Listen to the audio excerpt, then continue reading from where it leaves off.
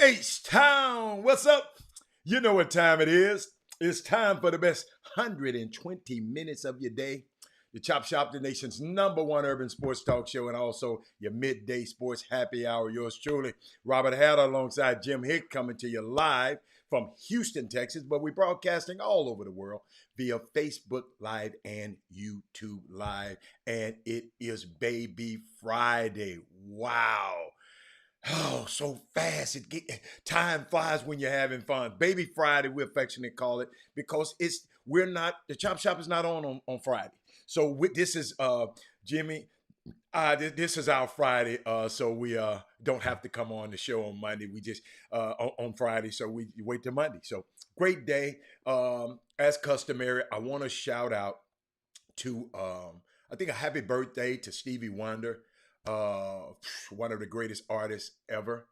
Oh my goodness, man! I mean, yes, I mean, a young man. Like, I've been listening to him all my life, and just love him.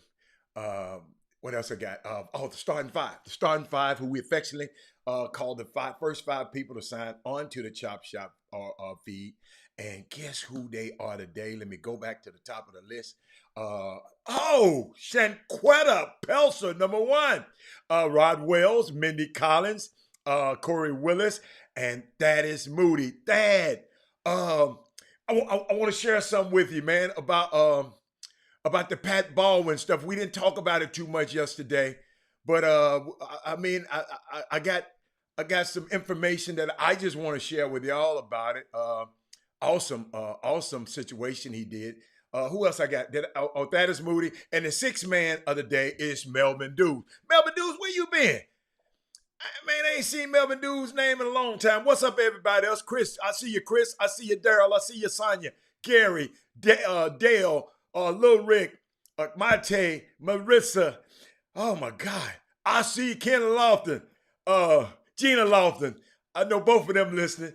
But great day, y'all. But you know what? I still like to I started the show.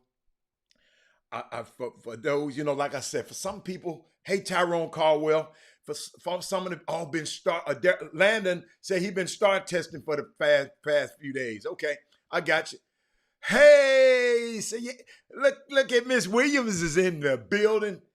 For those who are joining us for the first time, though, I just like to simply, I'm gonna make it a habit of letting people know we got a consistent goal here on the Chop Shop. And our goal is to intentionally and proactively, on purpose, we choose to walk in the middle, y'all, of the world's messiest, busiest intersection. That space where the issues of race, yes, we talk about race, sports, culture, and grassroots basketball, all of them collide in these busy intersections. And we sit, y'all, and Landon, we try to sit in the middle of this intersection and talk about it and build on it and debate about all those things. And after spending some time talking about it and hashing these issues out, guess what we do? We figure out what we gonna do. What's up, Chris Donaway? What's up, Chris? Hey, man. Chris, welcome to the show, Chris. We get up and dust our hands off, and we put our talk into action. And I'm gonna tell you, the reason I say this, because sometimes Jimmy and I can just come on this show, we give information, but guess what, y'all? Let me tell y'all, with conviction here, we got people out there listening, and they are putting what they hear into action. Had a great conversation with a couple of parents this morning. Heard, by listening to this show, the mama said they had something just had something happen, right? The mama said, call Mr. Hatter. Get in touch with Mr. Hatter. I said, wow. Let me tell y'all something. Everything don't go. I know it seems like everything just goes me and Jimmy's way. Yo, we got a family. We got a life too. Things don't go well all the time. But when I got a responsibility, when I click this this show on at 12, man, I got to be ready. I got to be ready. I can't carry those burdens with me. And it's just so unique when you're seeing stuff. I saw a tweet last night, and I'm gonna talk about it today. Guess what? That tweet was inspired by something was said on this show. Y'all, let me tell you something. We putting our talk into action. No, son, you ain't no Robert Earl. That's Herb just talking. There, don't no. But guess what, y'all? And another thing I want us to do too in this city, especially the media people, let's start protecting our young players. Let's not be reckless and talking negative about them. You might not do it on the screen on Twitter, but let's start protecting, especially our elite young players in this city. Let's start as the chop shop body. Let's start protecting them more. Because this world is so, we're gonna always have outsiders might not like it, but like us.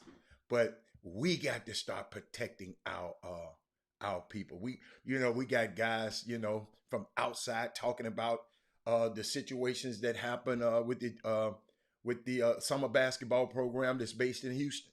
And we can't get in that, y'all. Let us protect our people here in our city. Like other cities do. I'm not gonna talk about no cities, but protect them. Everything ain't got to be peachy king. You might not like his brother, you might not like his cousin, you might not like his auntie, you might not like nobody. But let's not hurt the kids with your words. I keep saying on this show, words are powerful. Words are so powerful. I was on the phone this morning right before the show talking to a family about how powerful words are because they heard the words on this show. So words are very powerful. So if you're in the media or your friends is in the media, let's do me a favor, or you're a scout or whatever. I'm not telling you not to be honest. I'm not telling you not to be honest about your critique of his game. But when you talk about you don't like somebody in his family, and that's some, boy, if we was in the street, I'll tell you that's some blank A stuff. Yeah. Blank. That's some blank A stuff. So awesome. Yeah. Put it out. Don't listen. I know you've been doing it. Okay? I know it's been happening. Let's protect our elite players. Come on, man. What if it was your son? Oh, Harry Baker. I love that Harry Baker boy. Hey, yes, thank you, Landon. So let's hey, y'all quit, man. Y'all quit. Y'all messing with me. But it's let's stop that, man. Let's stop that sitting around the gyms and talking negative about these players, man. No, because your words are powerful. Your words are important. That's why I try to speak life into every situation. And everything is not always peachy keen, y'all, in my life. But guess what? I have to come on here to speak life into the show, into y'all. So, it hurts. I'm not mad about because I matured in 3-4 years ago. I would have been mad, but now I'm when you know better, you do better. And I just want people in the media, people in places of influence. Hey, man, watch what you're saying about these kids, man. Please, pretend they were your kids. All right, okay, all right. What else I got? I got more. Okay.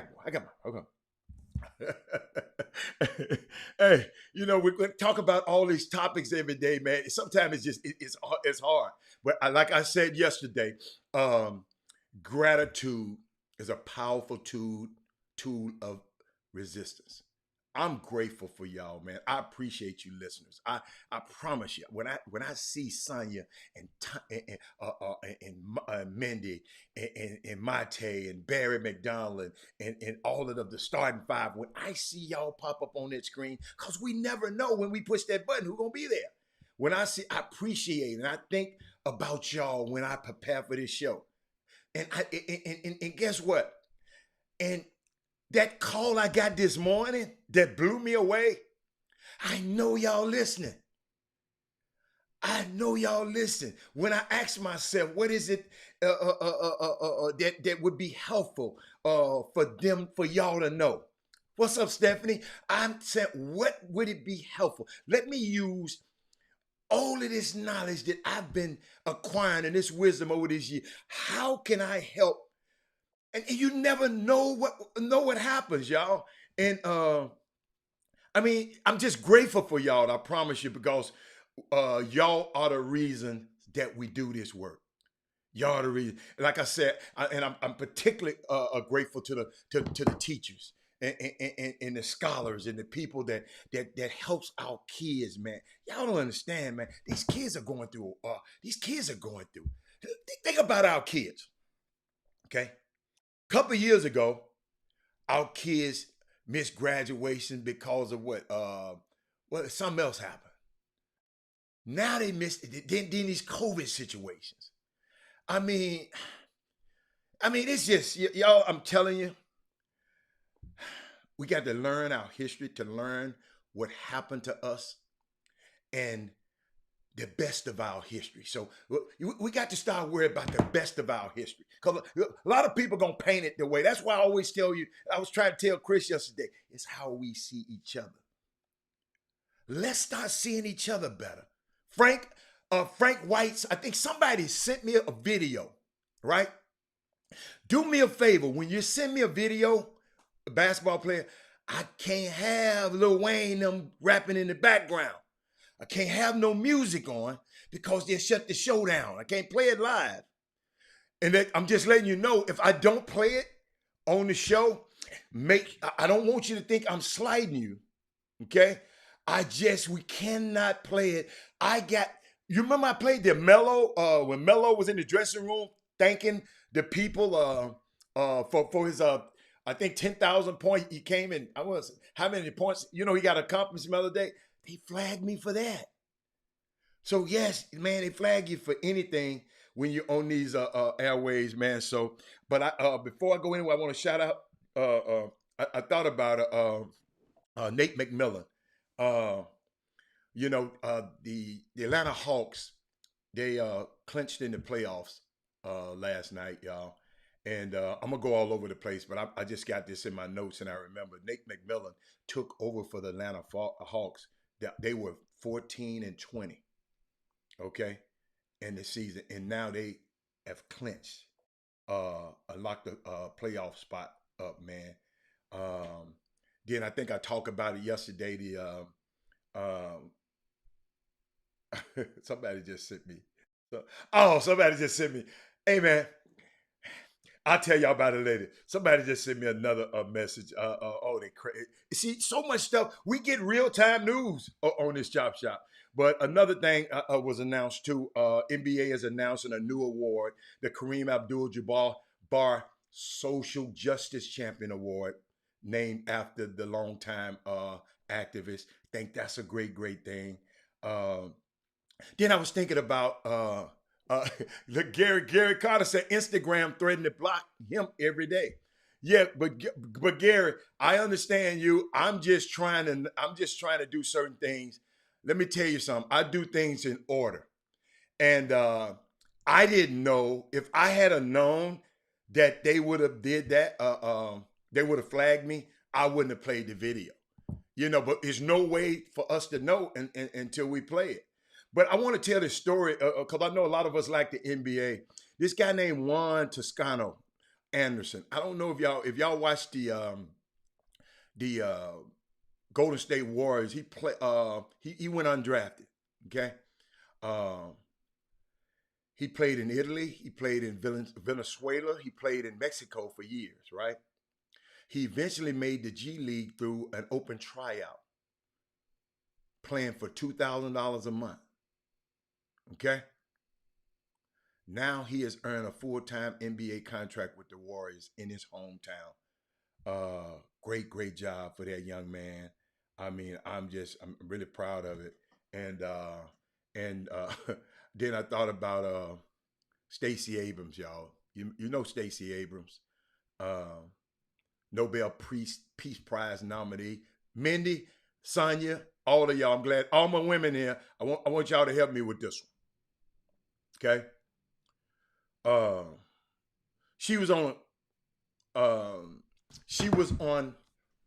an interview with Gayle King the other day, and some people, how people are. They always critique, you know, people in the interview. They critique me. They would critique Jimmy. They would critique. See, there was some people calling me critiquing Chris yesterday, talking about he was too negative. So people critique everything, right? So, but it's okay. So I want to play something for you, Mindy. Mindy, I want Marissa. I want all my women to take a look at this, and I want to know if there's anything wrong with this this interview. Watch this. Stacey, I love the Sunday morning piece that you did the other day. I really love the end. They were talking about dating, and you said you had a relationship, didn't work out because of your schedule. But you said something that really resonated with me. You said, it's really nice to have somebody like you. It's really nice to have somebody who likes you. And I think that that is so true. Because let me tell you, the struggle is real. It's hard out here for a pimp. So what are you thinking about when it comes to dating, Stacey Abrams, in your life? You got a lot of stuff going on. Well, I have not focused on it that much this month. We've been trying to work on democracy and, preserving access for, Americans and fighting to make sure COVID recovery is real. But if the guy realizes I'm out here and wants to, drop me a note, I'm looking forward to meeting him. That was interesting because some people say, she said, I haven't focused on that this month. I've been focusing on saving democracy. Listen, y'all, check this out. Your young athlete in your house. Your young athlete, your young girl, or your young your young son, athletes in the house. When all that stuff coming in, and girls hollering at him, and he said, "Look here, y'all. I'm not focused. This summer basketball this month. I'm trying to get to college. I'm trying to stay focused." Yeah, she did say it's hard out here for a pimp. But Gayle, I guess Gayle had to go there. I'm not mad at Gayle. Gayle had to go there, but Stacey said, babe, it's bigger fish to fry than me worry about a dude. Now, if I find one on the way, yes. But this month, I'm trying to save our democracy, and she's out. She got a new book out. Y'all, thank you, Stephanie Holcomb. She mentioned it, but what's the name of the book? It's not in my notes. Put it up on the screen for me, y'all. She got a new book out. I know the name of it. It's just not clicking in my brain right now. But this was the first book she wrote under her own name. You remember I told y'all about maybe months ago that she's a best-selling novelist, but she wrote under the name of Selena Johnson. She got about, I think, 8 bestsellers. But it's so unique. But I just wanted to share that with y'all. I said, that's interesting how she did that. But I think that's a thing that all of us should have in our life. When people coming at us and trying to get us off our focus with small stuff, we said, look here, man, I got something to do. I'm trying to do this. I ain't got time for that. And Stacey said it with such elegance. But like I said, I'm not mad at Gayle because that's what she do. At least she didn't jump up like R. Kelly and act crazy. But do me a favor, y'all. Do me a favor. Go share the show right now. Share it. If you're not, because I saw a few people that I haven't seen on here. Stephanie, I know you've been on before, but do me a favor. Go over to YouTube right now. If you're not a subscriber to YouTube, do me a favor. I've been told to tell and remind people of this every day because somebody just who been watching the show for a long time just did it the other day. And I was just, wow. So I'm going to keep saying, go over to YouTube. If you're on Facebook, go over to YouTube just quick and push the subscribe button and be a subscriber to the Chop Shop. Okay? All right. Let's make that happen. Share the show. Go get your 5 friends and make sure. But I want to talk about, I'm going to talk about it right now. Or should I go to a break? I'm going to go to a quick break, but I want to make sure Thaddeus Moody is here because I want to share some with y'all about Pat Baldwin, the young man who went and played for his dad instead of going and play for Duke. And I didn't know much about it yesterday, but when I find out something about it, I'm gonna share it with y'all. But Chop Shop, we'll be back in a minute, and we're gonna talk about a little bit about that in a minute. Chop Shop, we'll be back.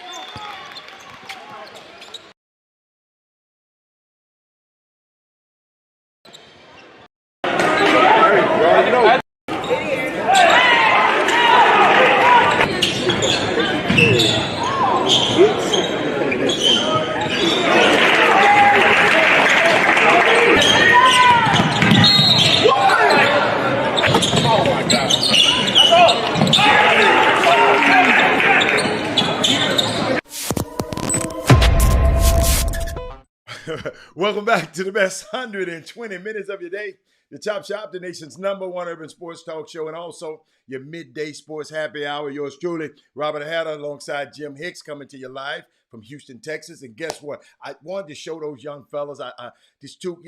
Somebody was telling me the other day, a great basketball mind.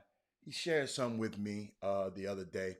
He said, Robert, it's 4. Wait, I'm trying to see how.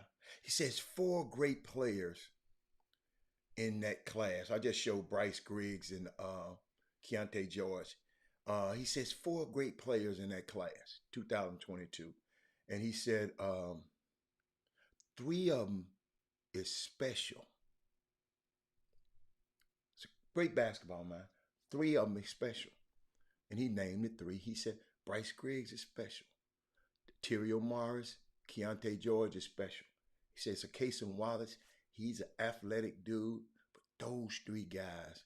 And he was just explaining the special qualities of them. And I get to that later, but it's just unique to hear people who don't even live in this city just talk about these guys because they don't have no ulterior motives. He was just telling me about the guys that live.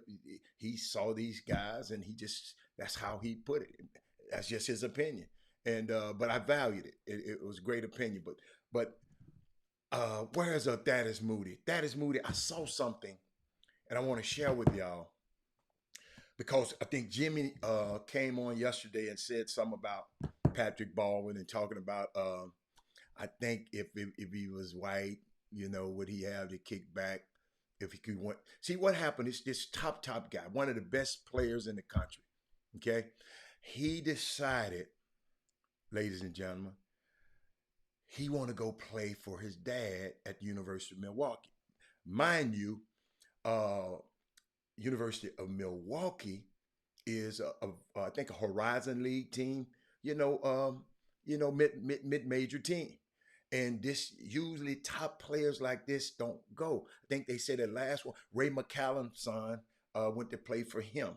So they was just talking about it, and because the kid had offers from everywhere. Kid had offers from everywhere, but what is Darryl Barnes? Are you ahead of the story? Why are you worried about whether his mom is white though? Have I said anything about that yet? I think you're jumping the gun on. So this guy, young man, Pat Baldwin. Wow, Pat Baldwin. He decided to go and play for his dad.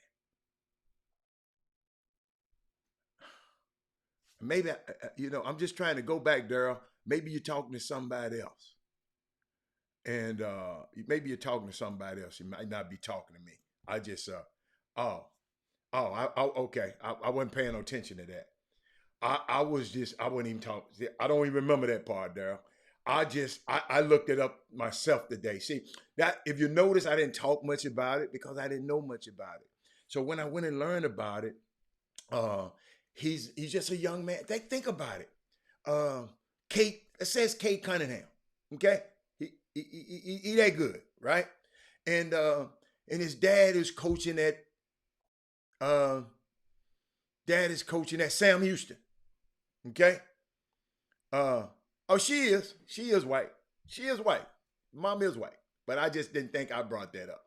I know I didn't bring it up in this conversation. Darryl Barnes talking about some shit that happened yesterday. I'm talking about right now. So, Sonya, I sit there and watch this kid, Coach K, everybody, and then I looked at his dad's record.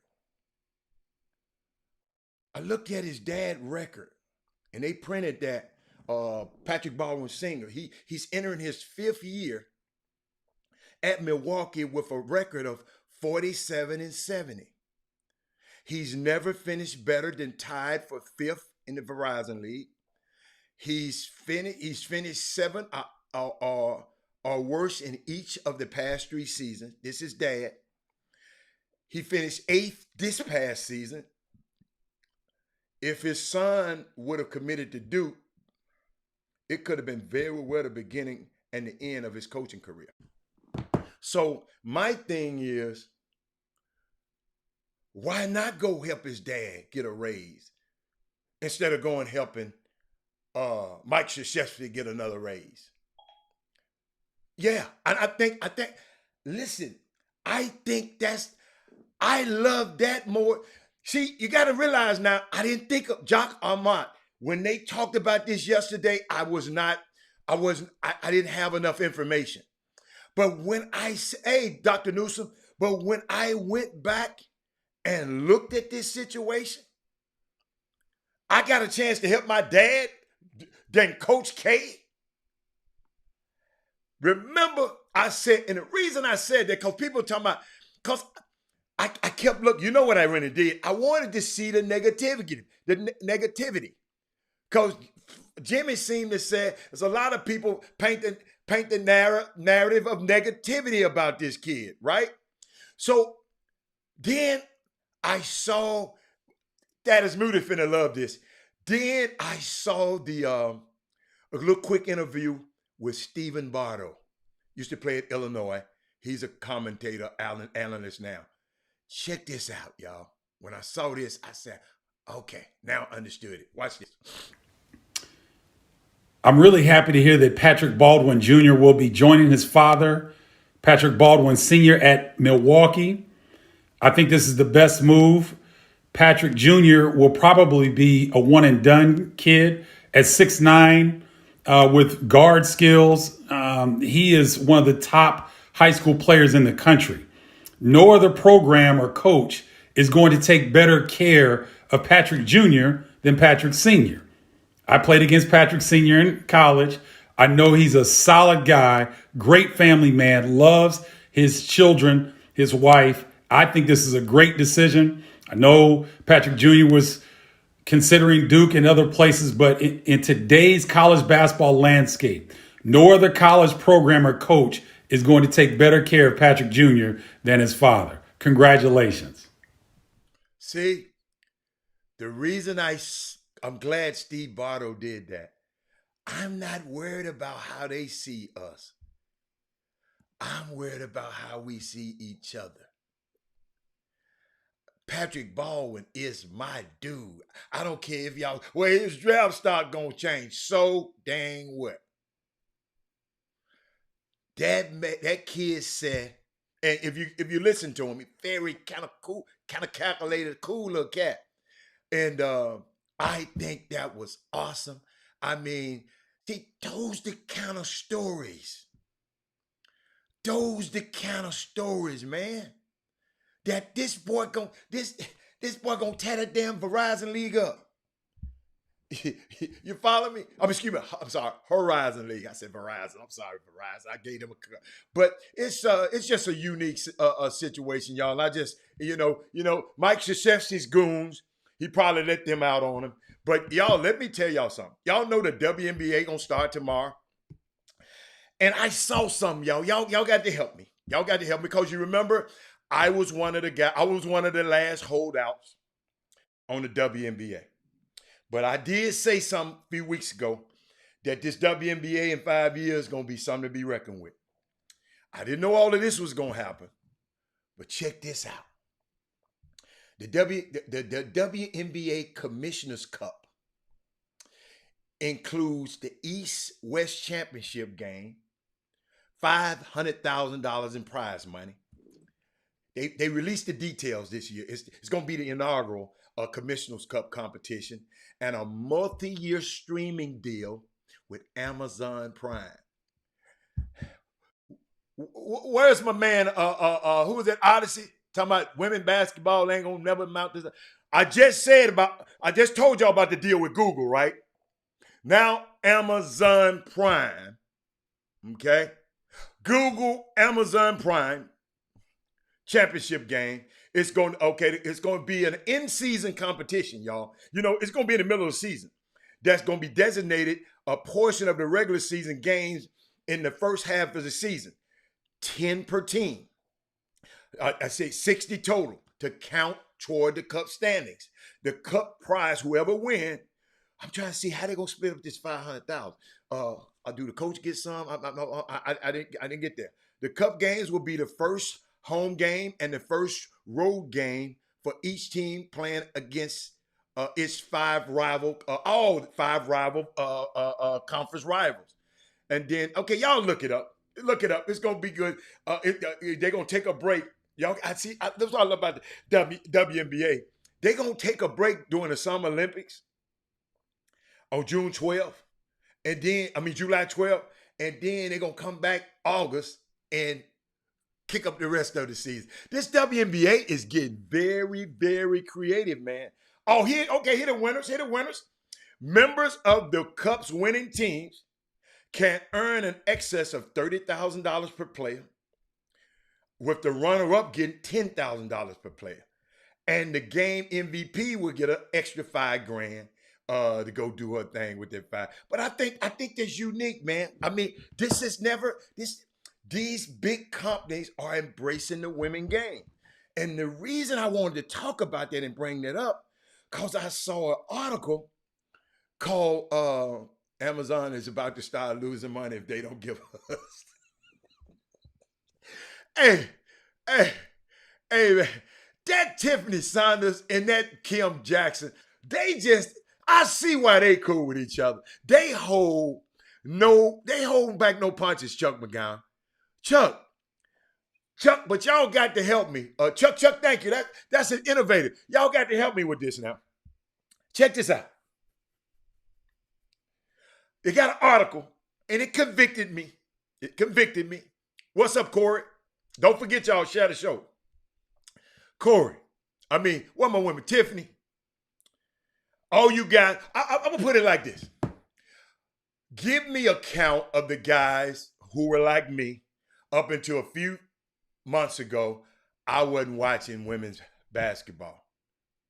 I wasn't watching girls' high school basketball but I had to go. I went and see the first high school game I'd seen. I don't know. I mean, I don't remember going to too many girls. No, I don't. When I went to see Kendall Hunter play, and then the first college games that I saw all the way through with Baylor and Dee Dee Richards.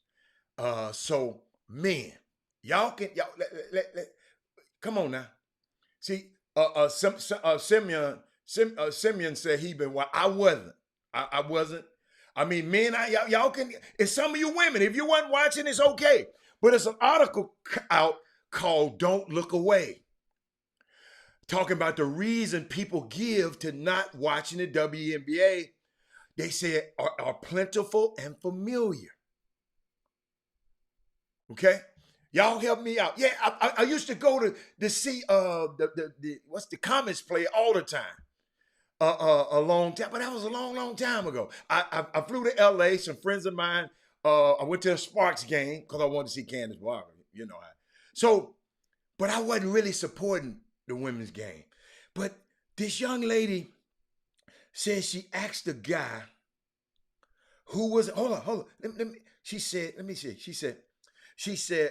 My house a couple of months ago. She said I had a friend of mine over for dinner. Y'all help me out. Put it up. If you're men, if you liked it, didn't like it, it's okay. I'm telling you, I didn't like it. Okay? So the conversation turned toward the article that he started. And the friends, she said the friend played sports at a high level. And he asked me tentatively whether he could explain why he doesn't watch women's sports. Of course. She said, let me hear it. She said, I want nothing more to understand why someone like you, an athlete and a millennial and a feminist, and you never turn on a women's basketball game. Why? Or more precisely, she said, I wanted to hear why he believed he hasn't. Because it got to me. So he said he actually thought about this for years. The guy did. He said, because he kind of felt guilty. Me too. About not supporting the women's game. He said, but when it comes down to it, I just think that if I'm going to take the time out to watch sports, hey, Karen, he said, I want to be watching them at the peak of how the game can be played with the speed, the strength, and all of it. I want to see the best.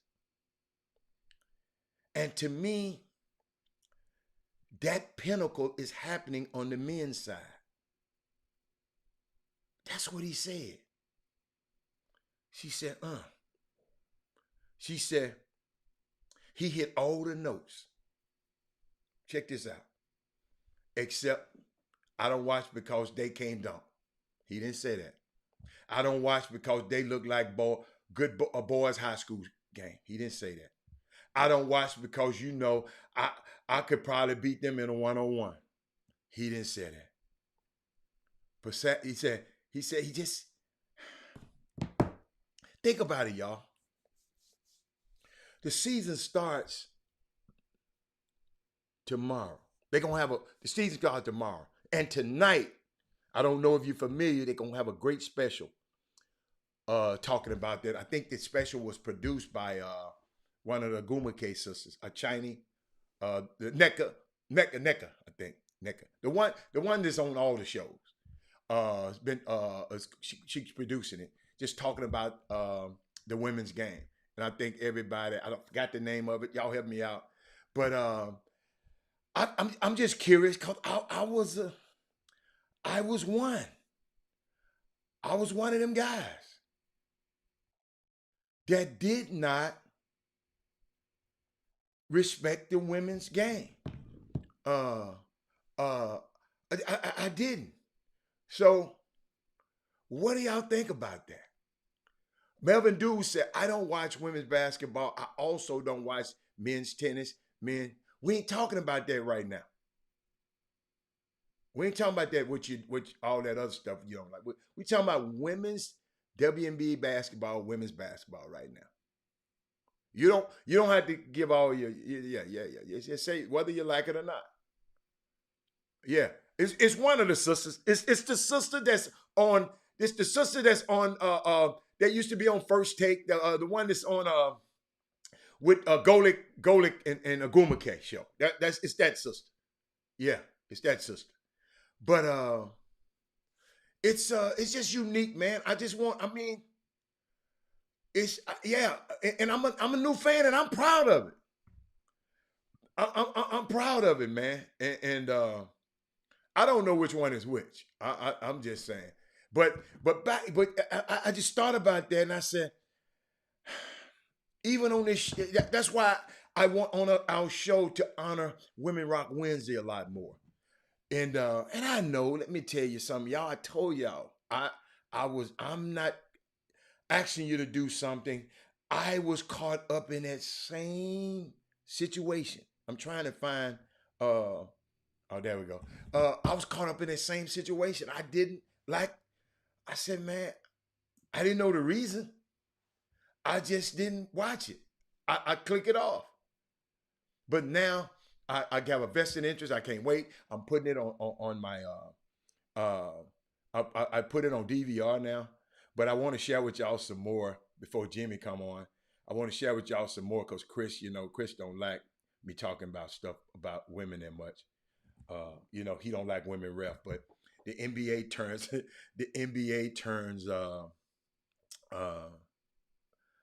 25 this year. The WNBA turns 25 this year. And they got 25 milestones. And I got through a few of them the other day. I'm going to start at 25. Did I get the WNBA package? Not yet. I didn't get the package yet. I don't never get the package until the last minute. This is how I get the package. When the game come on and I can't watch it, then I go get the package. That's how I do. Oh man, thank you, Simmons. See, he said, all right. So let me get back to my about my 25 girls, 25 great points that's happened in the WNBA. Number 25. Guess what number 25 is, y'all? Wow. Hold on. Number 25. We already know this because we talked about it in the show. And we'll get past it. The first former player to be a team owner and executive. I'll give y'all a chance. Renee Montgomery. Google her. Then guess what? Got another one for you. The first former WNBA player to act as the head coach in an NBA game. I'll give you a second. Because it's a 10-second delay. Let me see who's going to put that name up there first. Come on, y'all. Y'all got to do it quick now. Do it quick. I don't see it yet. Don't see it.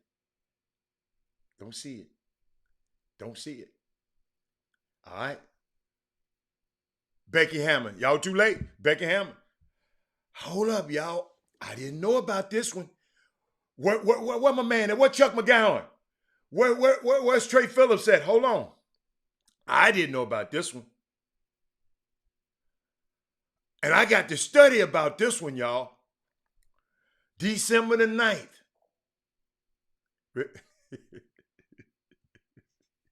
Well, yeah, you said Rebecca something. Yes, Senator Becky Hammond. Her name might be Rebecca Hammond. Becky Hammond. You're right. Y'all right. Landon. Check this out, though. Sonya. I didn't know. Now, tell me if y'all knew this now. December the 9th, 2020, the first openly transgender, non-binary player. Did y'all know about that? I didn't know about her name is Lashia Clarendon. Hold on. Let me turn that thing sideways. I'm gonna have to get my glasses out for this joint. Hold on. Hold up, y'all. Hey, y'all, they got me with that one. I'm gonna just tell you, they got me with that one. Hold on, I did. Man, I had no idea about that. Dude, oh, no, I'm just saying her name is Lashia Clarenda. Lashia Clarenda. Hold on, man. Did you know? Oh, Sonya knew. I didn't know. And I guess one of her quotes is hard to put into words, the feelings of seeing my chest for the first time, free of breast, and fit. Oh, it was okay. A feeling of a sense of agenda, euphoria. Wow, I did not know that. I'm gonna let y'all look that up. She said, when I look around the locker rooms, I've seen home. Women basketball has saved me in so many ways because I've always seen myself reflected in people. Her name is Lashia Clarenda. Man, I did not know that. Wow. See that, man? Hey, and y'all, and I let Chris Walker stop me. I'm about to bring Jimmy on, but I let Chris Walker stop me from going through all of these 25. Oh, I got the wrong one. Jimmy, let me get you in here, Jimbo. Hold on, baby. I let Chris stop me, man. I wouldn't have never. Jimmy, let me pop you in. I got to ask you about this one. Jimmy, did you know that it was the first openly transgender binary player in the WNBA? I guess is a woman that's just saying cut off her breasts and everything and say, I guess she's gonna be a man now.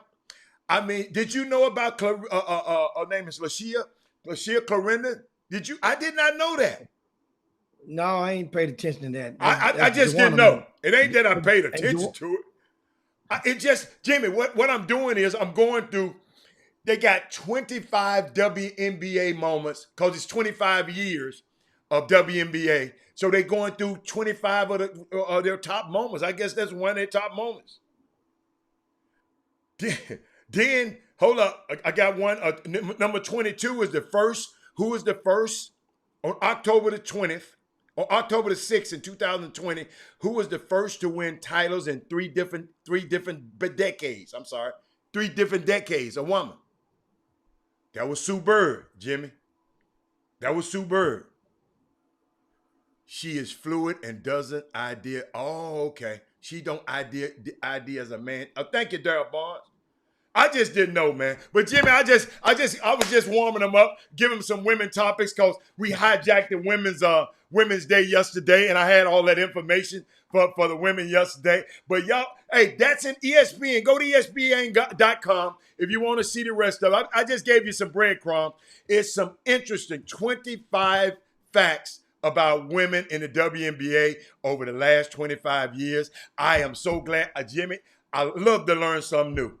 And I did not know that would happen to that young lady. Unbelievable. WNBA, great history. What you got, Jim?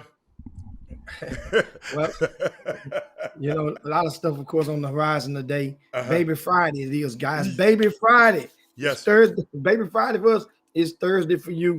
We're gonna get to rocking, cover a lot of topics today. Also give a shout out to you guys in the YouTube Boom Boom Room. Kim Jackson, she's over there hanging out. My girl. Her and Lil Rick.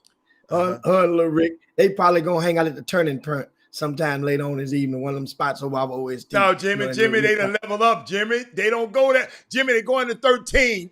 Our people done level up, man. They ain't going to them places no more. That's where they used to go. Ain't nothing wrong with going over there now. They gonna pull Jimmy, but if you've been going there all your life, ain't it all right to do something different? That don't mean you still don't go back. You got 7 days in the week. You go and make your lap, slick your hair back, going downtown on a different day. But some days you're going down. Hey, one thing, every hood has one. A happy hour spot that's gonna have in the corner, gonna have either some red beans and rice, some gumbo. They're gonna have something to nibble on, and you get real full at about 5, 6 o'clock on every evening. Every hood has one. Doesn't matter. I don't know what's the name of that spot in your hood, but we damn sure got a few of them in H-Town. You go ahead and get it. I ain't telling you no lie.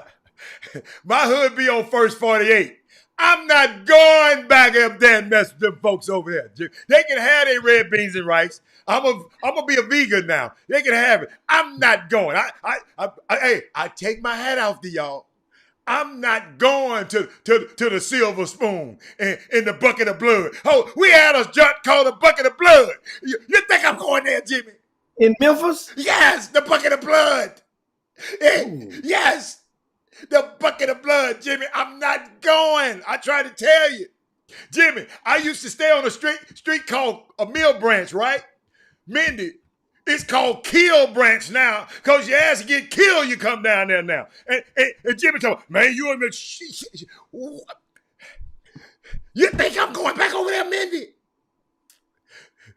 Kill Branch, Jimmy, in the Bucket of Blood. No, I pass. Now, what else you got to say? I pass. I see old Rod Wells over there. Shout out to Rod Wells. Hey, feeling good. Rod Wells ain't asked me any Astros questions lately. Rod, you got any more Astros questions? You want to talk about the Astros today, Rod Wells? You told me you have some questions about the Astros.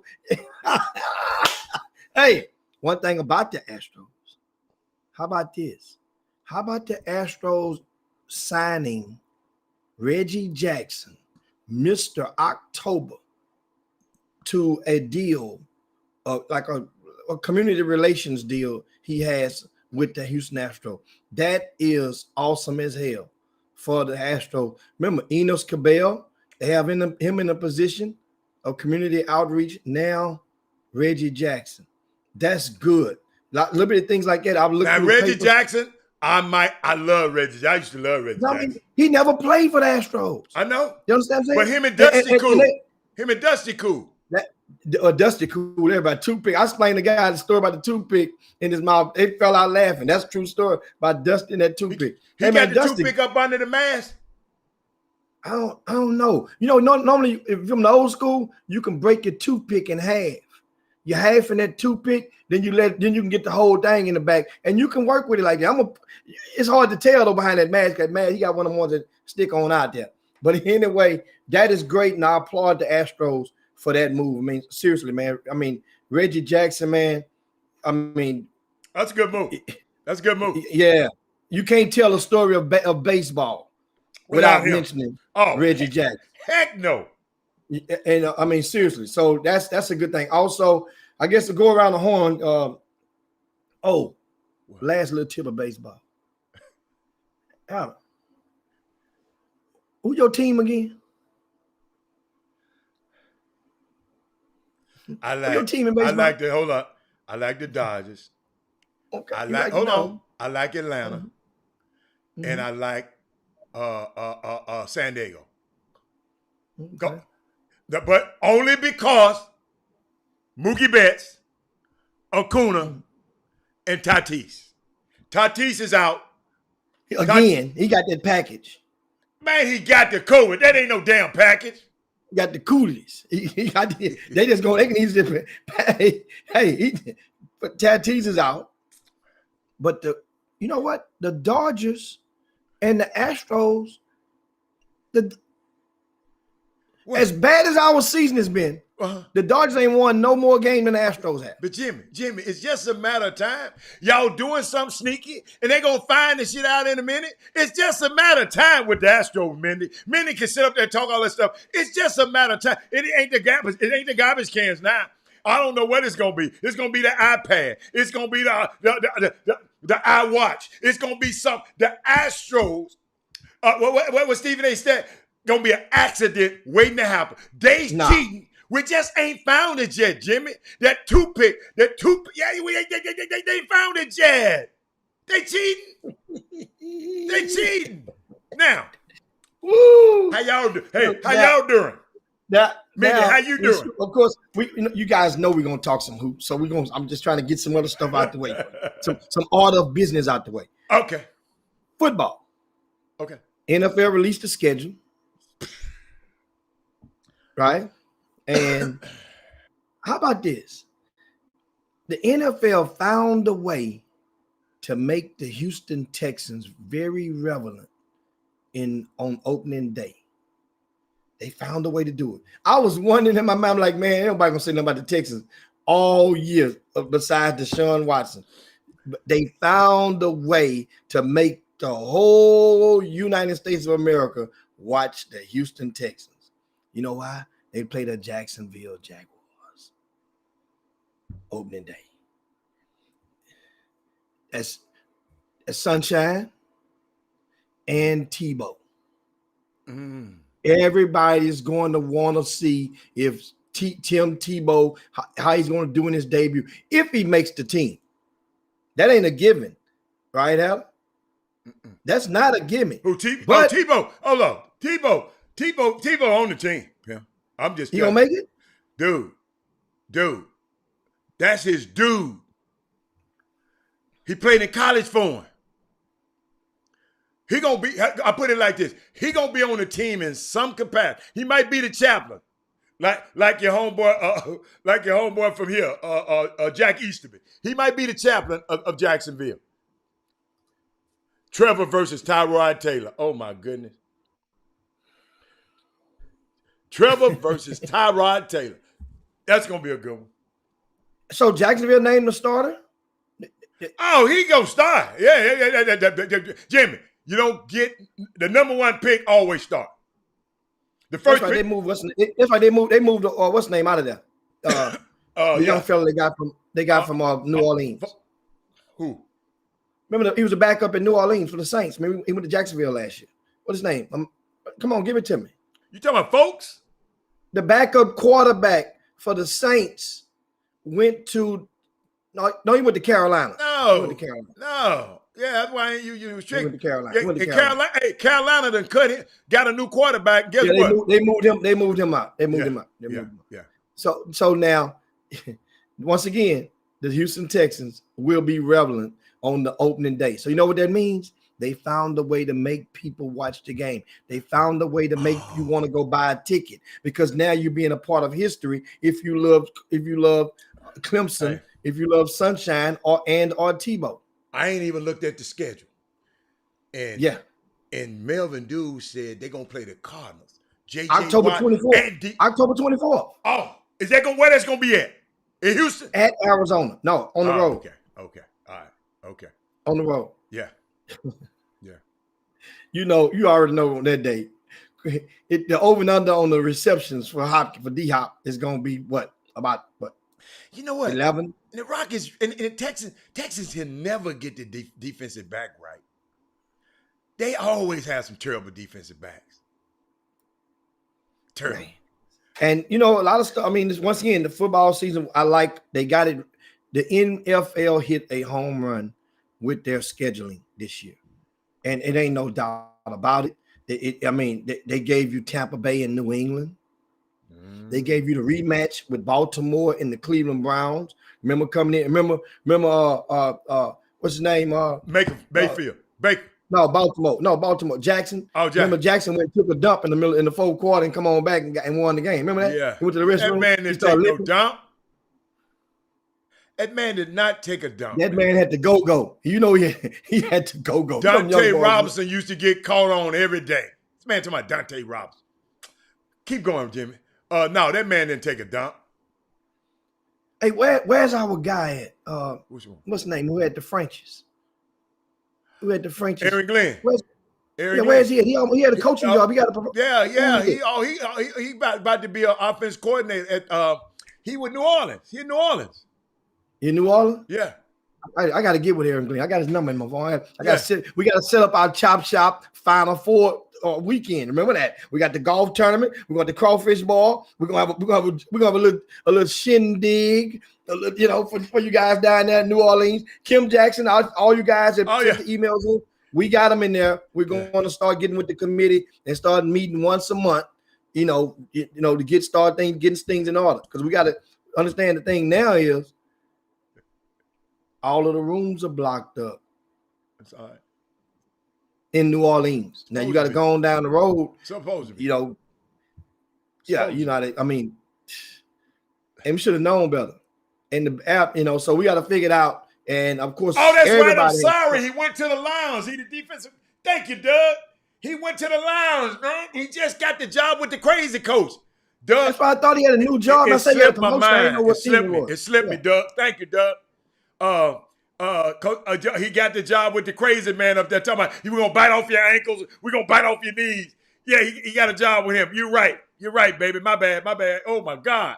Hey, please don't show this video to AG. He gonna be mad at me. No. Yeah, you're right. You're right. Y'all right, man. I don't know. I wonder what his son doing now.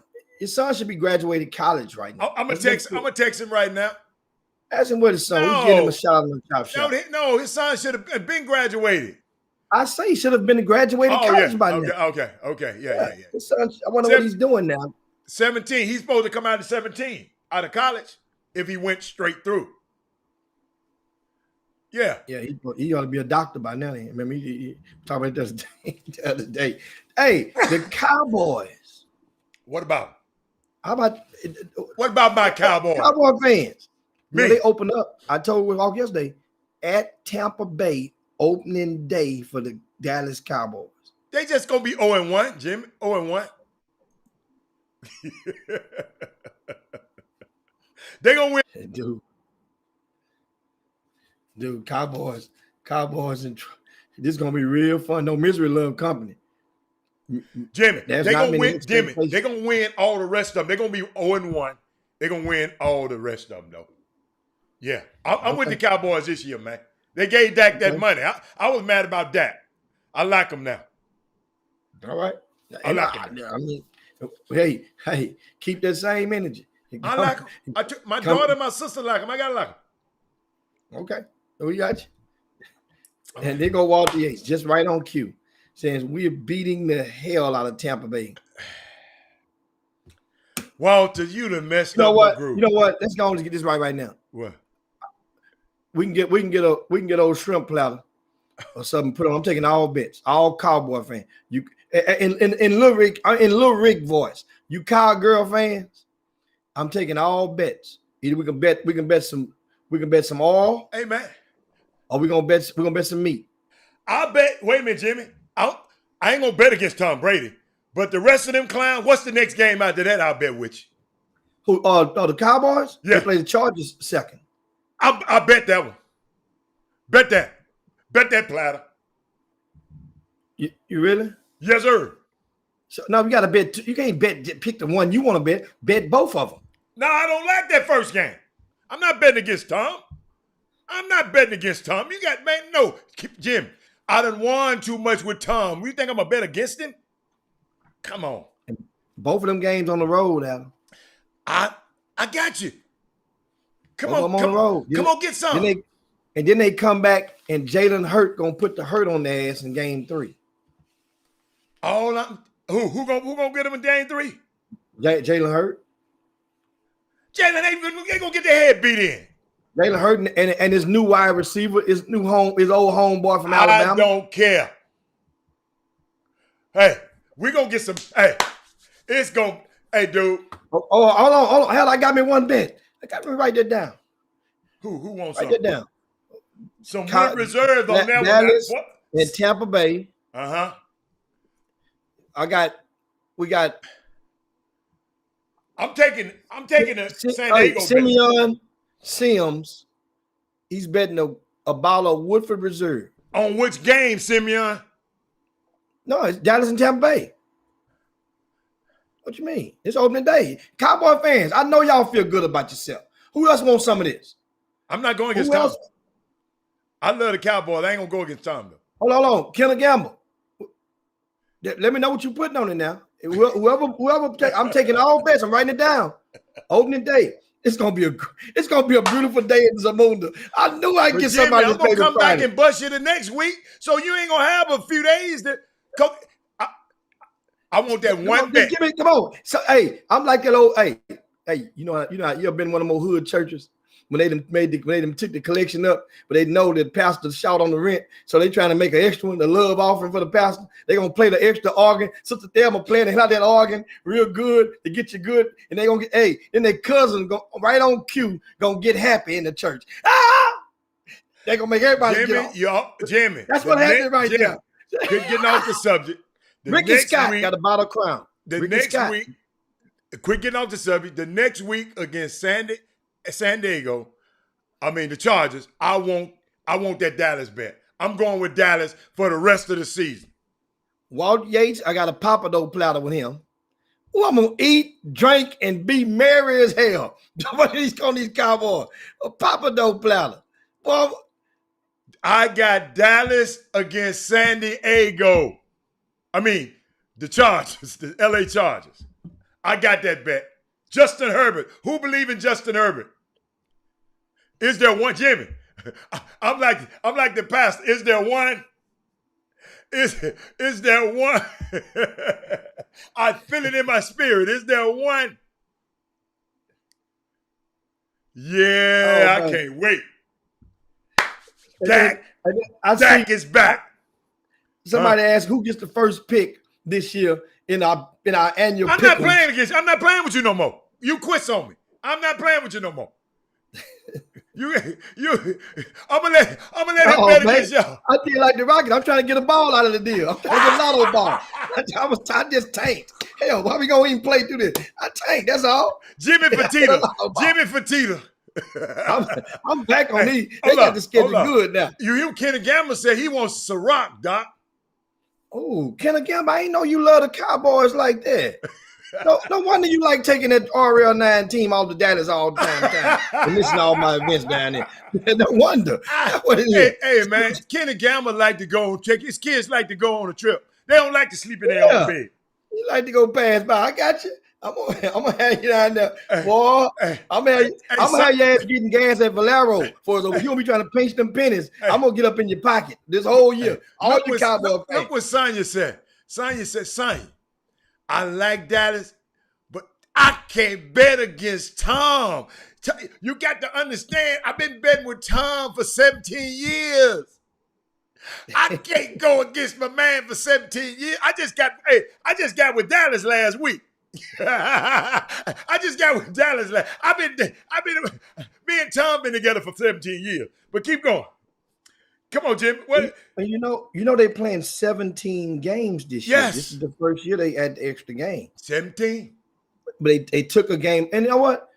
I'm trying to get what's your thoughts on that? I don't really have a problem with it because that's one less preseason game that by the time they get their last game, they already know who they can cut already, who made the team, and especially that last one. It's just so Jimmy, melodramatic. I don't know what to say. Let me get my list. I got me a victim. I got a victim, Big Doug. I got a victim right now.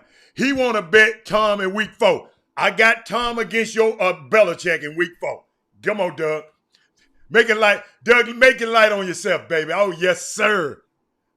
I done wrote that down. Kevin Allen say he wants some of that, Doug. Doug, they trying to get some of that Doug Dozen money, man. They trying to get that Doug Dozen money. Doug got flossing. Doug gonna be flossing next week, man, at the Doug Dozen. Doug gonna be broke messing with me and Tom Brady. There's a lot of people in the Poe house messing with Tom. Hey, that's why I see Doug. I need a bottle of following week. Doug, I got you a bottle of wine. You got to give me a bottle of Veuve Clicquot. Veuve Clicquot. Yeah. Yeah. Doug, they ain't number some bougie ass boom for him, Doug. That's all it is. That's all it is, man. Hey, Doug with the pink label on it, not the yellow label. I want the pink label, Doug. Yes, sir. Yes, I love it. I love it. I love it. Man. Y'all gonna have Doug flies here, but Doug gonna come back the following Monday. He'll go get his hair done, gonna get it slicked up, put some conch on that thing. He gonna be looking like Al Sharpton, like an old Al Sharpton running around this thing. Put a process on his head. Doug gonna tell you, hey Jimmy, if you see how to give me his bottle for me. Give me his bottle for me. They put it in your trunk. I can't wait. What else we got, man? So now, of course, we can switch gears. We got the football. We got a good shot at a good dose of football in our systems, and of course, the season will start in September. I think the week after Labor Day, the NFL season, 17 weeks it is, and it's going to be very intriguing. Can Tampa Bay, I think they brought back all 22 starters, if I'm not mistaken, from the defending Super Bowl champion. And somebody put on there, Barry said he put some MD 2020 on that thing. Mad dog. That's all right, dog. All Doug said was wine. Doug, I'm gonna get you, Doug. But Doug, I ain't gonna lose. But if I lose, Doug, I'm gonna get you some 24 by Charles Wilson, baby. You feel me? That's what we're gonna do. So Hush now your also NBA news, of course, LeBron James did not play last night. And so that was a game where had me rushing on into the TV, say I'm gonna watch some of this. You know, remember I told you the first half would have been the most exciting, but I can say honestly, I did watch at least a quarter of that game last night because I was so captivated by former University of Houston guard Amani Brooks and his demeanor on the court. He had a career high 24 points last night, but had a dude making shots, man. You know, I didn't watch 1 second of it. No, I'm just telling you me. I didn't watch 1 second. I didn't want to see him. Well, what I was doing is, you watch a couple of guys and remember, we say they got guys some of these guys I don't even know their name. They don't even heard of them. And they have what they're doing is they're showcasing this young talent. Remember, the Rockets have a gang of draft picks. A gang of them over the next 4 years. 4 years worth of draft picks. And you have young talent that you can showcase, that you can bundle with some of those picks to get some established veterans that's not too old into this lineup. I think the Rockets right now, they somehow they look at the Minnesota Timberwolves, in which for this gamble has not worked for. And because I say the Rockets because they have a good relationship still with Gerson Rosas, and he's the GM of the Timberwolves, and he's been there for 3 years now, or 2 years now. You don't really count the bubble year, but this thing for the Rockets, how many years, guys, are you giving the Rockets to come out of the ditch? You off the side of the road, you're in the ditch right now. How many years do you think is the over and under for them for you officially to say, you know what, that was a boneheaded move that had nothing to show for it, meaning that because Tillman Fertitta just came yesterday, 2 days ago in an interview saying that he's feeling really good about the Rockets, even though they only won 17 games this season. How many years are you giving the Rockets, guys? Dallas Mavericks, how many years are you giving your team? Hey, Crystal said 7. I love Crystal. Ooh. I love Crystal. That's a long time. Crystal do you think the Rockets will hold on to one coach? How many years are you giving this coach? And one thing I did have, I'm telling you, I watched about a quarter and a half of the game. It was on, but I wasn't paying attention to about a quarter. It was on for most of the game. I wasn't paying attention. But I'm going to tell you something. Stephen Silas, man, his press conferences. Dead man walking. Man, but he's coming from the middle of his chest. And every time I've seen him talk on the press, it's like, man, I'm trying. And he has nothing but praise and positive words to describe his players, man. No matter Jimmy, who they they gave you $2 million a year. You do it too.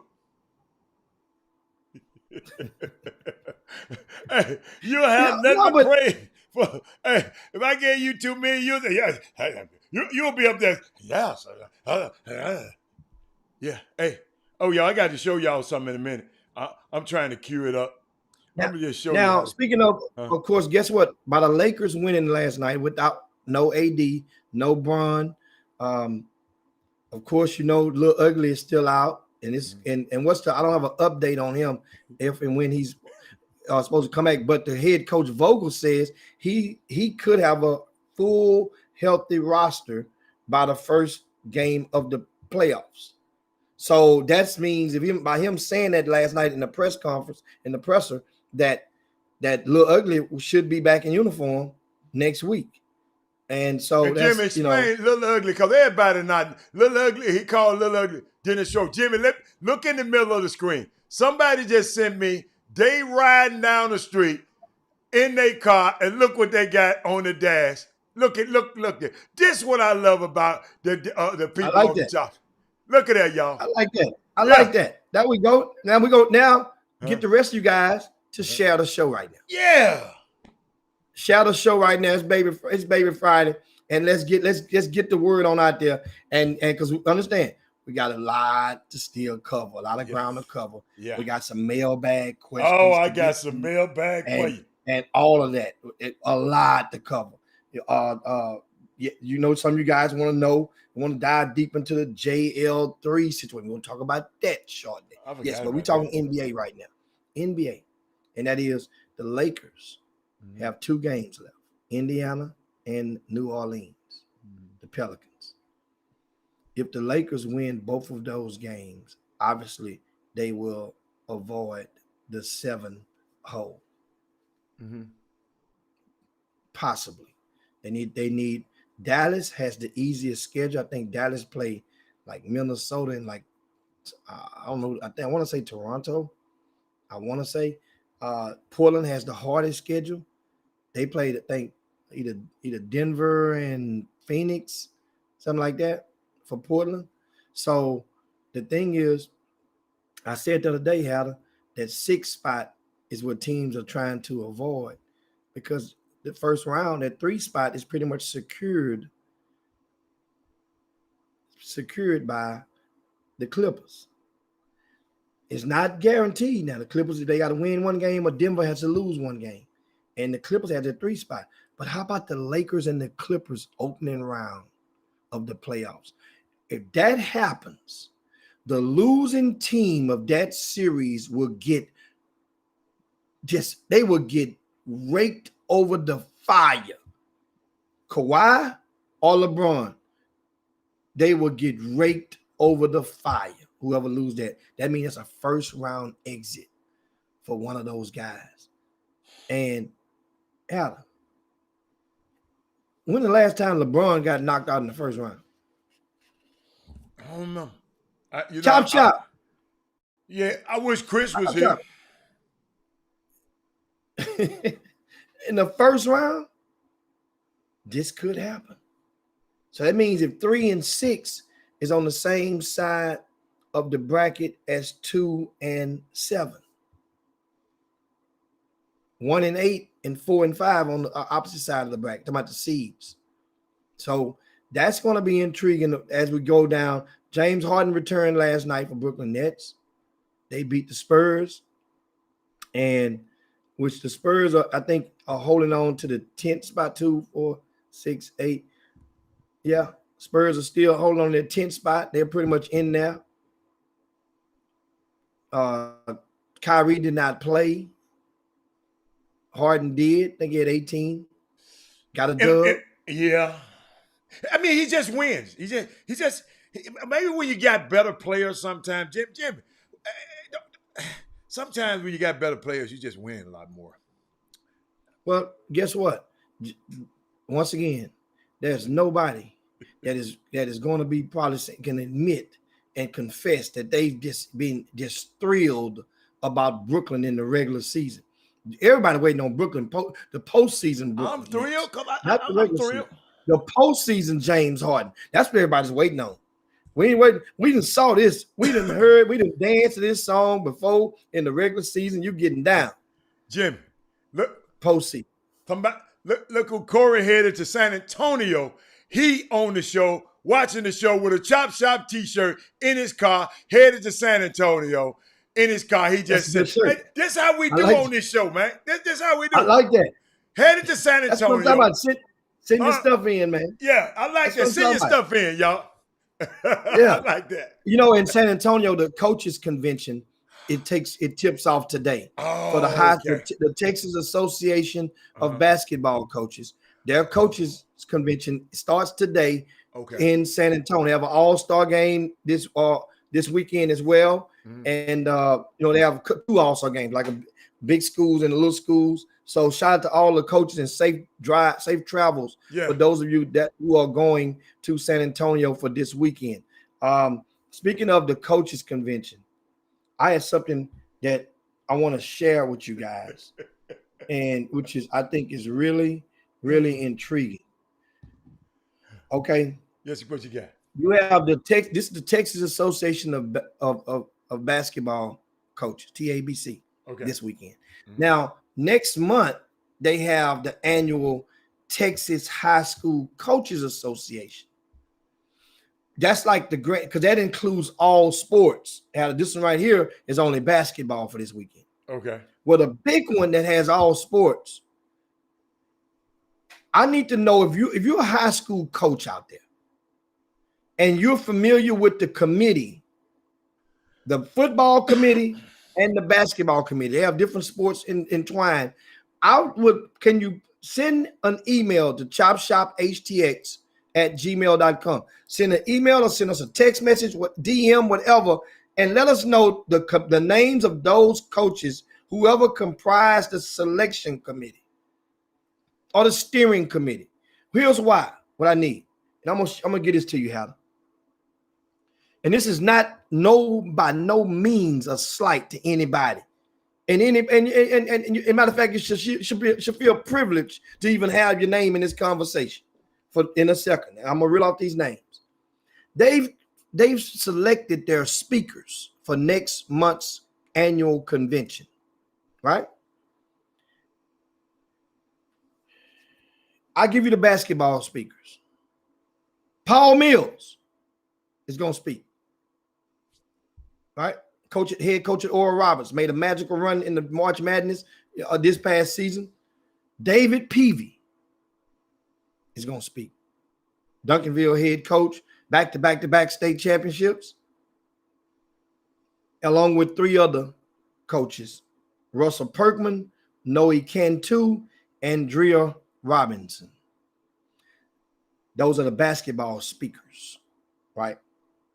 Or the highlighted basketball speakers. Here's the football speakers for the same convention: Gary Patterson, Steve Sarkisian, the new coach at University of Texas that came from Alabama, Lincoln Riley, Oklahoma, Jimbo Fisher, and Nick Saban. Those are the football speakers. Mm-hmm. Once again, it's not a slight to those that were selected for basketball, but I need to know who's on the committee for the football versus who's on the committee for the basketball, and why the hell ain't but one college coach speaking to the basketball coaches in one of the most fertile, if arguably the most fertile hotbed in the country. No disrespect to California at all, because they hide over there as well. But it's Texas. We only got one college coach speaking. And you guys that are coaches, various sports, you pay your dues. That means some people, they allocate to different committees, and you're on committees. And then guess what that means? That means you have the power, just like voting. To make change. I thought this was still a football state, though. But you still have the power to select. The committee is a committee, Hal. No, I'm just telling you, football flavored state. Of course, they're gonna have the best football coaches in the country. Because Texas is still, no matter how good basketball has gotten, Texas still is the most. I mean, even last year's draft, Texas had more players go to the NBA, NFL than anybody. Adam, tell me something. How far do Scott Drew have to drive? Who just won a national championship in basketball? If nothing else, he's supposed to be on the list. If nothing else, nobody else on the list. Scott Drew is on the list. He's in your state.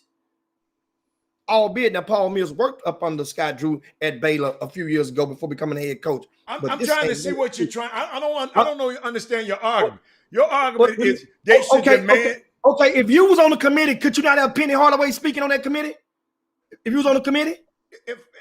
No, that's not. It's not about me being on the committee. No, I'm saying, but who's on the committee? Who's on the committee would make you understand probably why some guys, why they don't have many or more attractive. Why you think then? Hold up, maybe this better. Why do you think it didn't happen? Why is Paul Mills the biggest name? If that's what you're saying, why is Paul Mills the biggest name? That means that the committee dropped the ball because you simply. Let me tell you how this stuff works. Because I know from being a consultant with HAPCA, the Houston Area Basketball Coach Association, for many years, and you know how I've gotten them several speakers to come into the annual workshop in the fall of every year, several times. So I know how it goes. It's simple. You make a phone call to the coach, man, need a solid, man. They want you to come speak at the clinic. Those coaches will hardly ever turn it down unless they have something on their schedule occupying that space. Let me tell you why. Because it gives them an opportunity to be in front of the people who have influence on the kids that they one day could recruit. So they're hardly ever going to turn it down if it's an area that they actively recruit. If that's an area that they actively recruit. I understand. And that's why somebody dropped the ball. Figure out who can change that. So they need to vote that committee off and get a new committee?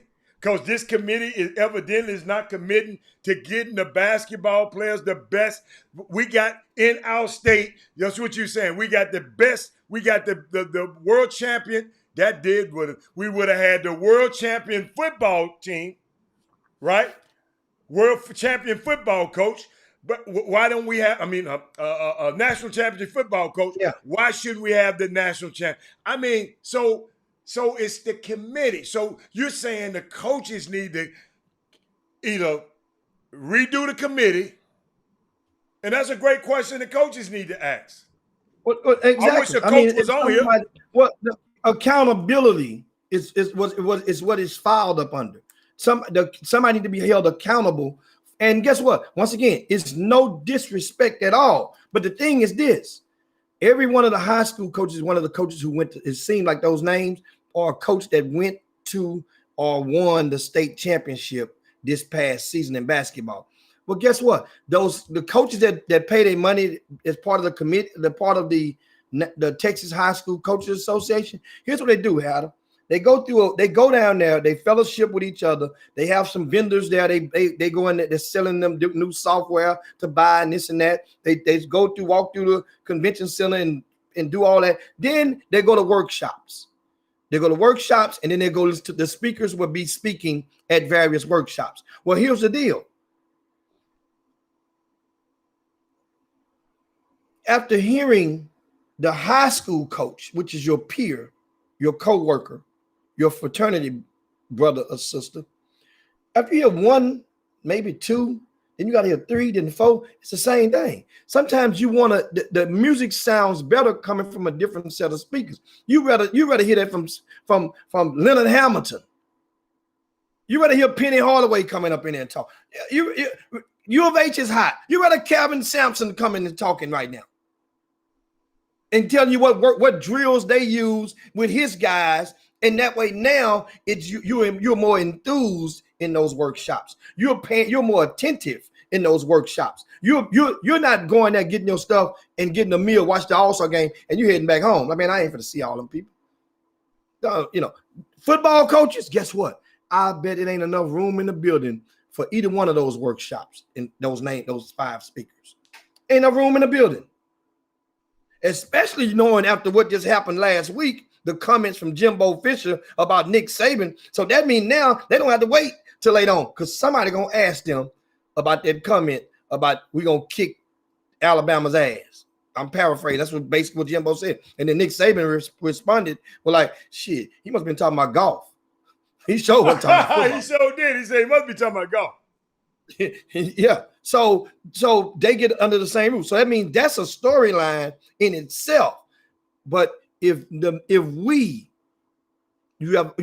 on the committee, that means you have the obligation. You should feel you have the obligation, especially in a state like Texas with the way the basketball has been rolling. The way basketball has been rolling. Think about it. Even in grassroots now. There's a movement to the moving a full charge forward of how every single month there's another guy, a national recognized player or team coming into the state now. Think about it. You know it now. People are starting to feel it. Grassroots teams in Texas ain't really got to leave no more. Ain't really got to. It's official now. But so that means it's there. But if you want one of those basketball Walter Yates said the committee is not made up of basketball guys. That's a problem. That's a problem. So that means we define. It's like anything. Think about it. If you're in a city, your city council may not be made up of a certain thing. You got to put somebody in office that has your interests at heart. High school coaches. If you're going down there and you drive down, know what I'm saying? I'm gonna ask that question. I got a question. I want to ask. I wish the coaches. I know they driving down there. They probably can't answer this question, but when y'all get a chance, I saw something by the NFHS saying the National Federation of High Schools. Okay, talking about the shot clock going to be allowed by state if the state adopted for their high school in 22-23. Beginning in year 22-23, the 35-second shot clock would be permitted to high school basketball games by state association adoption. So I guess each state got to adopt it, but it's going to be permitted now. A proposal for a national rule mandating the shot clock was not approved. So the national rule, but it's state by state. But I didn't know that all this stuff they got different little things. Y'all need to find that article. They got different little things. You got to when you got to have two visible. It was something you got to have two visible. Yeah, two monitors on the backboard. Then you got to have another clock, a stopwatch, a horn. You got to be synced with the horn. Yeah, got to be synced with the horn. Then even if that breaks down, you still got to have at the score state another kind of stopwatch just in case that breaks down. So I didn't know. I didn't even think about that when I think about the shot clock at these high schools. But I mean, that's just I just saw this yesterday. It was all over the news. But the states, that's what I'm trying to say. Will these coaches at this convention, will they be talking about it at this high school thing? I think that's what I'm trying to say, Corey. Don't you be driving, Corey, and try to text though. Are y'all gonna talk about that during this convention? Will that be one of the topics for discussion? Interesting.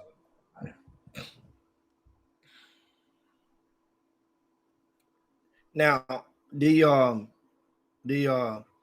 shot clock in Texas. Understand Houston and Dallas, the DFW area in Greater Houston, they have for long possessed most of the talent collectively. But the thing is about Texas is so big and you have so many schools, albeit big or small, so many schools that occupy West Texas, South Texas, Southeast, not Southwest Texas, and those rural areas, those is hard. And movement, it would take what the National Federation of High Schools just did was to put that in point. At least that now that gives you an option. So that means if Dallas ISD or the UIL wants to do it, or Dallas ISD want to do it at a certain tournament, they could do so, which they were experimenting with that in the past couple of years. They meaning the National Federation of High Schools. But Texas is going to be one of the last states, if they had to do it on their own, to approve it, because there's so many people in this state that just don't subscribe to making our high school basketball a little bit closer to the college basketball that they're wanting these college coaches to recruit and these players are into. I mean, I long for the day. I would really love a shot clock in Texas. That's one of the things that probably separates California scholastic basketball from the state of Texas is the shot clock. They utilize it. The old excuse about money and the budget, that's worn out, because that was what the people was using 2 years ago when this topic came up. But I'm wondering, anybody that goes down there, if you're going to be bold enough to question, number one, ask about, like I said, I understand Walt Yates just let us know the committee, there's not many basketball minds in committee. That's fine and dandy. We want to know who they are. We want to know who they are, though, still. That's not a private entity. That's public information. Simple. Who are they? That way now, if we see one of those coaches, we can start working on a couple of those coaches that should know better. Even if you ain't a basketball guy. We're gonna help do our part on that stuff. And so I want to give a shout out. So Jules Miranda graduated today with his master's degree. Hush your mouth. In sports management. Do your thing, young fella. Jimmy. 2 degrees in. Jimmy, I got, man. I somebody just texted. Somebody just tweeted this. This is hey man, what my man said, that this grassroots basketball is goofy. The guy, hold up. The guy said, this kid we were recruiting gonna text us saying he can't do no NAIA. Jimmy, check this out. He can't do no NAIA. In his eyes, it's below D3 and JUCO. Then the man said, what? Man, hold on, let me finish. He said, man, you've been in JUCO for 5 years. You're 23, you're injury prone. You lucky anybody showing interest in you. They say the nerve of some people, man. Y'all need to pray for this dude. 23 years old, talking about where he ain't gonna go. I can't go deep. I can't go NAIA. You know what's so funny? Who begged him? Nobody begged you to play college basketball. That's the thing that's so funny to me. It's sometimes like a lot of these student athletes, they make you, or it comes across as if they're doing you a favor, if for them to fulfill and live out their student athlete or their basketball, their hoop dream. They're doing you a favor. Yeah. They're doing me no favor. Yeah. Like Chris Walker say, you don't like it? Go paint houses. Somebody texted me yesterday and said Chris was too harsh. I said, no, he wasn't. No, I love it. Trust me. They got a parking lot at Home Depot waiting on your ass. You can get there if you get there early enough. They got one waiting. They got one in every city. You can always have it out. Guess what? They got a spot for you. I got another, Jimmy. I got another. You even like this one. They said we doing way too much tweeting in Houston and not kicking enough ass, and not enough ass kicking. Y'all want to be ranked? I get an offer. Go whoop the dudes with the offers behinds. Everybody wants smoke, but dribbling off your leg when it's time to get it in. Go do what? Let me read it again. He said, y'all, we doing way too much tweeting in Houston and not kicking enough ass when we go out of town or wherever. Y'all want to be ranked or get an offer, then go whoop the dudes with the offers behind. He didn't say behind, he said ass. Nobody wants smoke. But when you go to these games, you're dribbling the ball off your leg. When it's time, Jimmy, when the heat come, I said, wow. Jimmy, have you been finding out some of that? Yeah. Have you been finding people laying their eggs when the smoke come? No, that's been happening. That's been happening a I while. mean, And then they laying start eggs. eggs and golden eggs, goose eggs, and a lot of lots. But the thing is, here's the thing. I I embrace comments like that and statements like that because of the fact that it just proves that all eggs don't hatch on the same day, and and a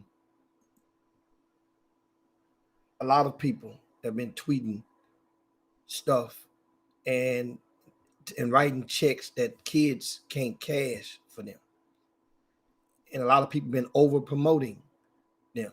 It's an art to doing it, and that's the whole thing. And people don't realize. I understand. Somebody explained to me, everybody can't sell everything. Everybody isn't a salesman, and I understand that. But then that's what made people so frustrating. And you guys know, even on my social media platforms, I kind of unaddicted myself to it because same thing. I saw this stuff a couple of years back. A lot of people, and then they don't want you when you are like Chris Walker said, when you are start correcting them, and you're criticizing or critiquing, then you're a hater. You don't know what you're talking about. Well, some of these dudes be hating Jimmy for real. There's some people be hating. Don't think That's very well everybody. I'm possible. just telling you. Don't make. That's very well possible. Yes. But every time that somebody says something or they don't subscribe to something that you subscribe to, that don't make a person. I agree with that. I understand that. But we in a society that we got a lot of haters out here talking about their evaluators too, though. We got a lot of people saying things that hold up, that ain't got nothing to do with evaluating. We got people out talking about people's families. They don't like their family. The hell that's got to do with evaluation. So I just don't. I would. Yes, they do. Set like Chris. I told you, somebody called me yesterday. Chris just too harsh. Chris just too. No. Sometimes we might have to be a little harsh, but y'all, we got to realize we got some people out here that's call themselves evaluate. Like I was saying, the scorekeepers and the referees got to be certified. The evaluators need to be certified. And I'm not just talking about take a damn test from this. Somebody need to really certify them. That's just my opinion. It's my opinion. It's stuff. You know what? And guess what? We haven't seen the worst of it. I really believe it's going. We haven't seen the worst of it. Think about it, people. This year, this spring alone, fights at events has become a commonplace, and still there's no outcry nor pushback from the parents or the facility owners to mandate that a person have active insurance policy before coming and occupying and renting the place. When you rent a rental car, which is far less expensive than occupying than one of those brick and mortar structures that you see multiple courts on. You go to get a rental car, your ass gotta either get their insurance or you gotta produce and sign yours on.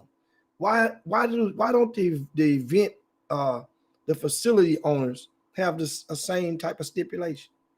Now, I know for a fact there are several events that take place. But you talk to them. Have you ever asked them? You the one know all of the event. Yes, I have. What do they act? What do they tell you? The common response is they'll shake their head in agreement. You're right, man. Yeah, absolutely. Well, you're right. Then next thing you know, somebody else doing an event, you see holding it, and you know they don't have insurance. And I go out and I've went to a couple of them time and time. Hey man, yeah, what happened if someone would have jumped off in there, man? You know that boy ain't got no insurance. Yeah, we know, man. We got lucky that time. So that's how the event operates. Excuse me. That's how the facility people They said we just got lucky that time. So maybe No. Not day one said that. Was one said that. So why one time? So maybe, and I don't know. Maybe the facility people, they have insurance. They have an umbrella policy. Whatever They got happens, a policy. They got a policy, but then whatever happens in my place, I'm covered. No, it's like a renter. It's like if you own a property and you rent your place out. That's why don't that tenant has to get your policy? Yeah, is covered but if they don't have it, they need renters insurance. Yeah, but as a landowner, I'm gonna insure my buildings. I'm gonna insure my houses. Oh, okay, put it like this. You try to go rent any through the front door. Put it like that. Go through the front door of any public school in this area. You go to a public a facility. They're going to mandate it. You're going to bring us an insurance policy with this much, and this much at least on there. You don't think that those schools, those properties have their own insurance policy? Yeah, why are they requiring that you have yours? Because they do business just a lot better and a lot. I would require people to have it, but I know they got it. And they're gonna have. They couldn't be a school, or they couldn't be.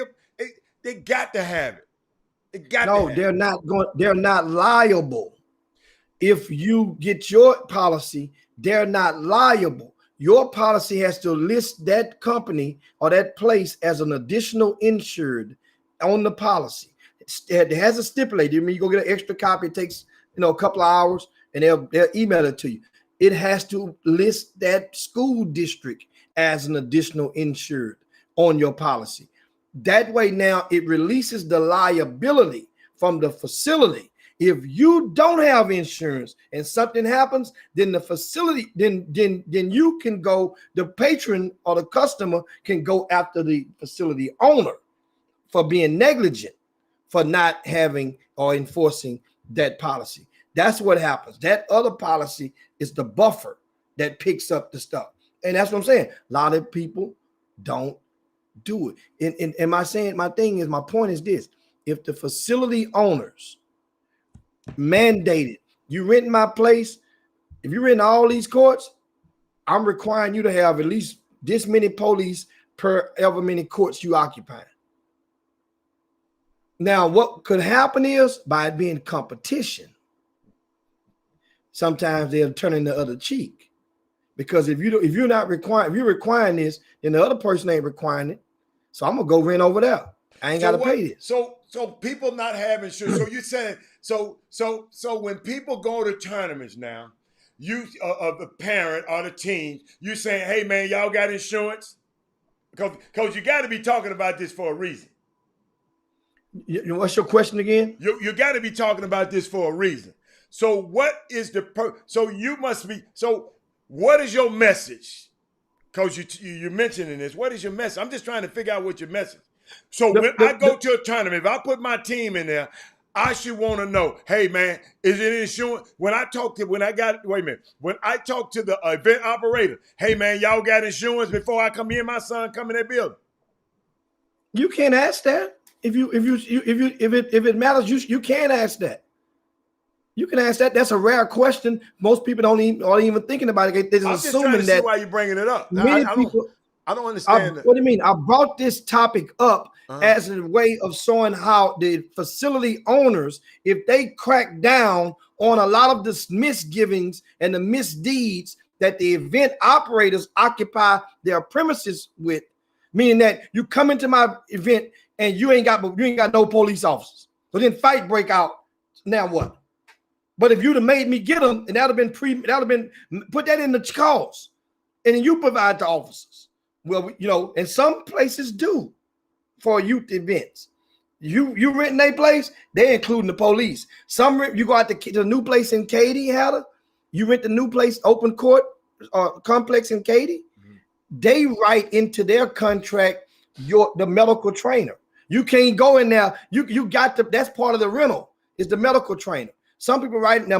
All of them write cleanup costs. So if you can write cleanup costs, that means whatever you paying, your cousin Benny to pick up the paper in the parking lot, and you marking it up tenfold and adding it to the price. Why can't you put a police officer in there? Why can't you put a medical trainer in there? You can. That's what I'm saying. It starts, and a lot of the fuss goes, it dwells back on the event operator. Yeah, but the facility owner ain't without blame as well. The facility owner ain't without blame.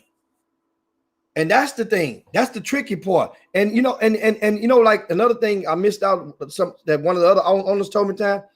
They say like people will tell you they have insurance, but then every time you ask for them to produce it, it's like they forgot it.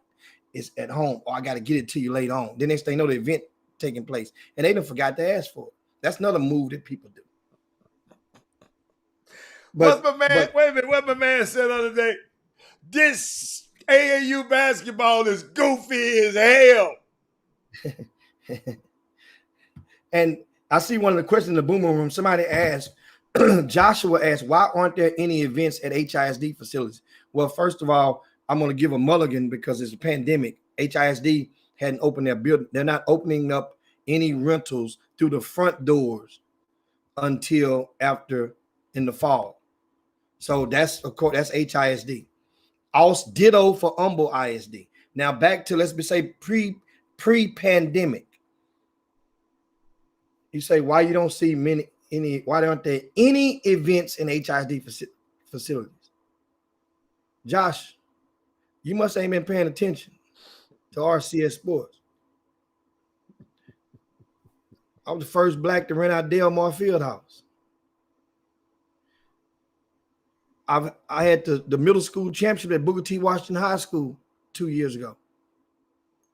And the year before that. Back in the days, I know you're talking about now, but I'll just give you some black history.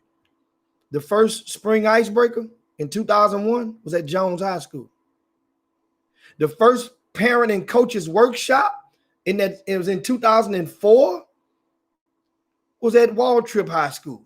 Walter Yates Jr. was the head coach at that time. I've had events at several high schools and junior highs in HISD. So, but I know you probably meant now. That's probably why the pandemic right now. Angel, I'm just going to take. Yeah, Angel just said something real good. Thank you, Angel. He said there's no governing body to enforce the standards we're talking about. People don't have security or insurance because no one is requiring them to do so. But parents and families can demand, but if you're still paying and attending, there is no need to change. Thank you. And I was saying, think about it, perfect example. When them people wasn't telling y'all not to wear no mask, y'all wasn't gonna wear no masks until somebody told y'all to wear them. Even though, well, you probably didn't know. I mean, it's just crazy, but you need a governing body. And speaking of governing bodies, I was thinking about that. I saw a tweet another tweet. I mean, I'm telling y'all, I don't know how I be getting y'all tweets, but I saw another tweet, Jimmy. It said AAU directors from Bobby Benjamin in H-Town. Keep up with the pros and the cons of every event you attend. Prices, exposure, refs, etc. We'll meet after this season and set the market for next season. What event to attend, affordable, entry fee, door, exposure. We deal with too much BS when they need us. What made me think about that, somebody just said they read this tweet. Wow. And guess what? Think that's an awesome tweet. Think they realizing how people are realizing how much power you can't. Even you didn't even say it, Jimmy. They listen to the Chop Shop now. That's what happened. They paying attention, and I'm glad. I'm glad. They carry on. Find out Keep going. these events. next. I mean, y'all. I told y'all got the power. Don't just keep deal with people who have what you said earlier, have your interests in mind.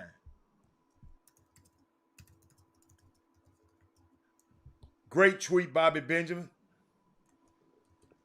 And I hope you get with these directors and figure out what y'all can do. Never forget, Jimmy said, hey, make sure you get with the teams of the three best players. Have their moms or their dads complain about stuff that's going on. Stuff for change. Stuff for change. Yes, Kerry Holmes, I pray that nothing happened at none of y'all events either, because it seemed like an incubator for violence. You know, we had people up north in Indiana, guy come back and shot the coach because his daughter wasn't playing. That environment, I'm telling you, that's the one thing I don't miss about that environment. I just walk by, and these, I mean, unbelievable. That friction between the referee and these parents. That friction between, I mean, I'm just telling you, man, and I understand your kids are involved. I told y'all, shoot, I was mad too, but I just had too much to lose. And so do you have too much to lose. Don't let these people have y'all out there fussing and fighting at no damn summer basketball event. John Lucas told y'all, none of y'all getting he said, only person come out of that motherfucker, excuse me. John Lucas said, the only person come out of there happy is Jimmy or the event operator. Parents. Man, we got to stop. Yeah, we got to, no, this is what we got to do. I got a solution, Jimmy. We got to come to the event, every event you go to, expecting something to go wrong. Expecting. So now you know how to deal with it. You already know it's a possibility somebody gonna say something about your son when you go in there. So you gonna either not go, because something's gonna happen. In those competitive environments, stuff happens. And we just got to get better, man. Because guess what? I know it sounds crazy, but I'm glad the police there. I promise you, I'll be glad when I see all the sheriffs. When I go to a tournament, and me personally, any place I go to, if there's a lot of people, everybody be laughing at me. First thing I said, man, they did not warn me before I came in here. So that means everybody in here got a damn gun. Anybody in here can have a gun.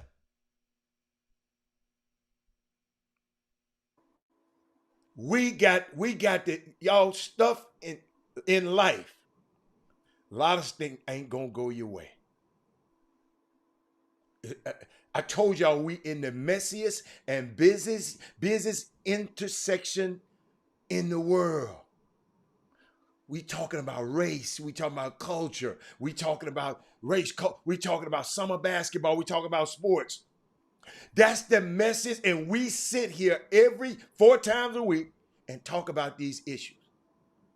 Yeah, they message, but we got to talk about it. We got to do better about it. I'm telling you, it works. I got a phone call this morning, showing me that this stuff works. Some people are listening to this thing. We just got to, and Jimmy, you the one, make sure that they had my number. Y'all, we in the messiest, I'm going to tell you again, the messiest and the busiest intersection when you're dealing with this summer basketball. Thank God that Bobby Benjamin looked at the show and said, hold up, we got to get together to get solutions. It's embarrassed me. Y'all notice I don't like to show them fights. That ain't good to me. Now I show one of these ignorant ass parents acting a fool because I want to shame them to death. But we can't come. Listen, our kids are there. This word culture y'all use. Culture means cultivate. Come from the word culcy. Mean cultivate. We got to, what the hell are we cultivating in summer basketball? All you leaders in summer basketball, what the hell are we cultivating in summer basketball? Hot mess. What are we doing? Like Jimmy, I just thought about what you said. We got to worry about coming to the gym and fight. You got to make sure you have extra insurance because these folks gonna act a fool. That's an extra expense, and then you're already talking about stuff too high. But I got to add that cost because y'all acting crazy. Oh, believe you knew. I know. Somebody just texted me. Yeah, I know. I'm dude. Come on, y'all. Come on. I didn't know it was 2:00, Jimmy. Let's go. We good, but that's just, man, all I'm thinking about is what you just said. Fights. Could be fights and arguments. People got to get put out. People got, what you said, Jimmy, what's your old man Ray Barnett used to say? If you swing, you gonna ride. If you swing, you gonna ride. Come on, man. Rick, AAU, summer basketball, grassroots, whatever the hell you want to call it.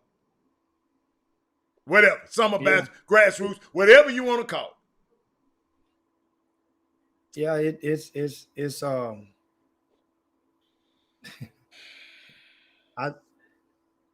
I'm glad that people are paying attention. I told you, if you guys have the power to reset the market, just like crawfish that went down. It went down. If we ain't had them in a couple of weeks, they went down. They're down in the stores. Oh, in the store. Okay. They went down. So, but you have the power. If you apply just a fraction of the stuff we're giving you on the Chop Shop, it's going to make a lot of people feel uncomfortable. And they're going to say some stuff, and you bring it on back on this side of the fence. And then guess what? We'll give you a couple more questions to go take back over there and ask them without discrediting the person. It's going to give you some questions to ask. Ask them this. And by the time you do asking them questions, the mask will be fully off of this for deception, because there's a whole play. It's no way in the world. And this is the truth. It's funny as hell. My thing is like this. There are some people when they go to a concert, if they are in love and want to see an artist bad enough, it could be no seats on the floor. You know, you've been like some jazz festivals and stuff. You go to New Orleans Jazz Festival. You ain't sitting down. Standing up the whole time. Standing up the whole time. You ain't thought about it. You done paid your ticket. You done paid $50 to get in there. Ain't got no seat. That's how some of the gymnasiums are that you playing in these youth sporting events. Are you paying to get in, or are you paying for a seat? So I'm gonna put it on your mind. Now you have to figure it out before you come in, because the event operator, that's your entry to get in. That's what it costs, your entry fee. You paying for a seat, you better ask before you get your money. Is there any seats available on court so and so? If that is a deal breaker to you, then that's what you better ask before you pay your money. And somebody should have the courtesy to say, if you ask that, the door person, and Don't expect them to leave the door. They can't leave their box of money or their armbands to go check for you. But expect for them to go, or you ask for a supervisor, and the supervisor can go and check if there's seats available. If that's a great event operator, or if he possess the skills of being great, he's gonna go in for that one person that asked. He's gonna go find a seat for that person, even if it wasn't no seat. I've done that several times. People come up handicapped, senior citizens, they can't sit down. You're gonna find them a seat, man. So that's what I'm glad you guys are making the movement. Yes. To galvanize together for a common goal. It didn't make sense. You ever thought about it? Understand, some tournaments, you get what you pay for. Don't get it twisted. Some tournaments, they cost $1.50. Then guess what? You better don't be surprised if you get a $1.50 worth of service. Don't be surprised. You get what you pay for. That's normal. But that means it's gonna always happen like that. Some events you paying $500 to get in, and they just like a $1.50 tournament. It's up to you to not allow that same mistake to happen the same way. They can fool you once. It shouldn't even be a second time. Damn that old cliche about fool me twice. Damn that. You don't even get a second chance to fool me. So that's the thing. I love it. You guys keep going, but then at the same time, take notes, pay attention. And for those that are, guys, you see it. That's what I'm telling you about. You see it. Hella, I was in Dallas last week. Do you understand how many? Look at the videos y'all see. People are standing up because they're nowhere to sit. There's not in some of these mixtapes that you guys see. The people aren't standing around the court with the seat and the bleachers are empty. They're standing up because there's nowhere to sit. And that's one of the reasons. Don't have places to sit. And guess what, Alan? It comes, okay? Put it like this.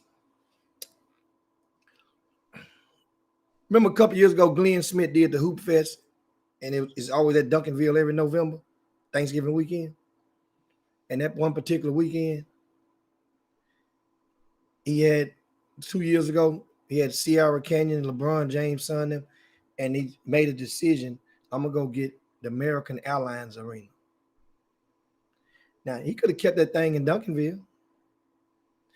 He went to the American Airlines Arena and ended up getting 12,000, 13,000 people in the largest crowd to ever watch a high school regular season high school basketball game in history. That's Black history.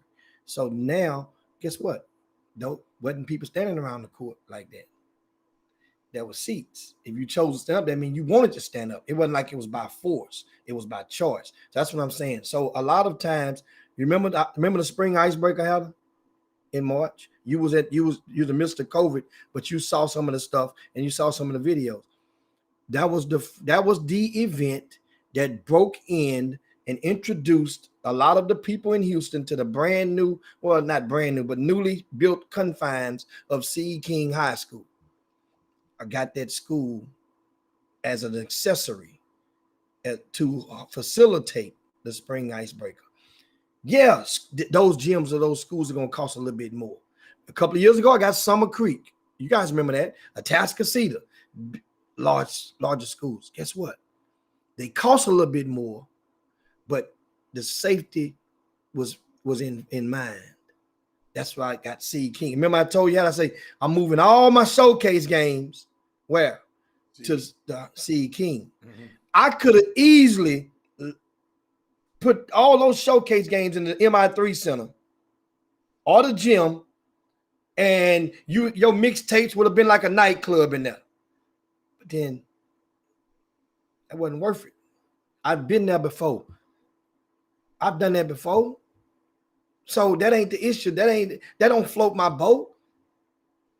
I'm trying to go when I get doing events and I think the crowd, I prefer, it ain't always worth it, to go and get a high school and put my bigger games at the schools. Know why? It's more seats. More seats mean more bodies I can get in there. More bodies I can get in there mean more tickets I sell. More tickets I sell mean more margins.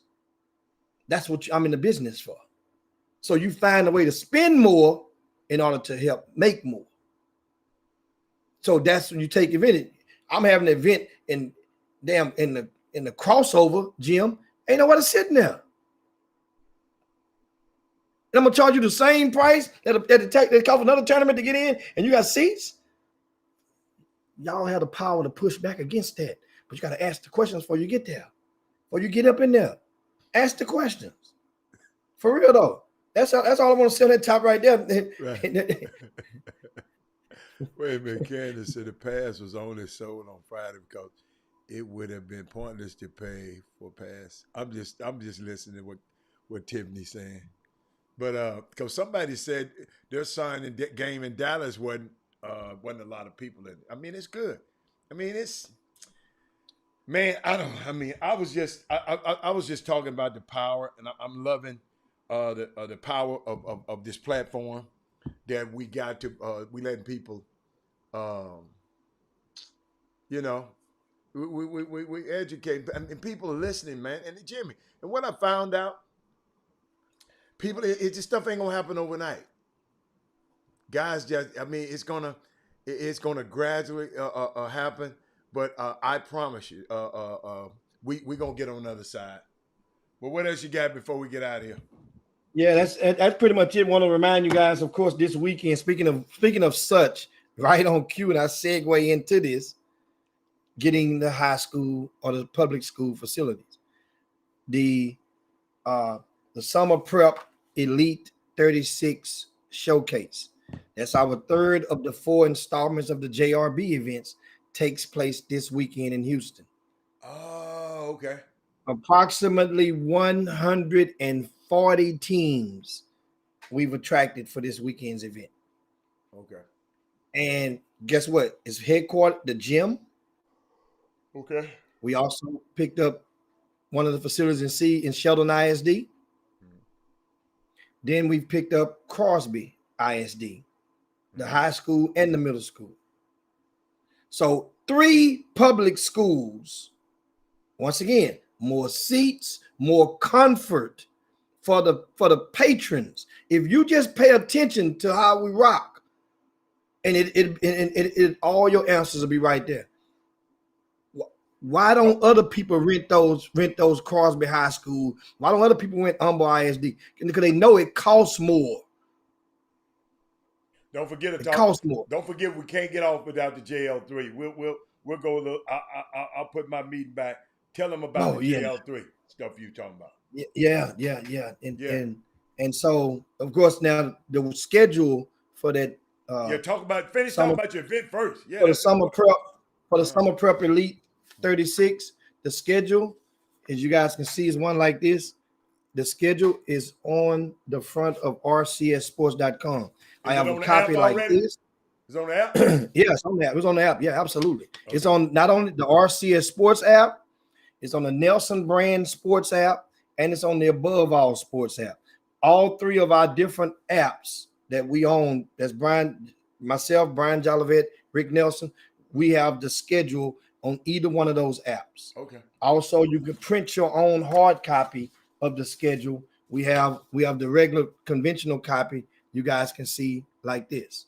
Is it any intriguing matchups? You know what? It really is. It really is. It's enough. Let me tell you something. This event and Doug Jones, I have a preview on the RCS Sports and the VIP news on tomorrow. Okay. But we open up the gate on. It starts tomorrow, Friday. You got the Scholar Athletes and TNBA kicking it off. And then you got the Houston Defenders and the Texas Takeover Russell. That's 6 o'clock. Then, of course, Akeem Olajuwon and his Dream Elite team, which his son is one of the stars on that team, they playing the Houston Knights. That's right out the gate. 6 o'clock. It's going to be 4 sets of games on Friday.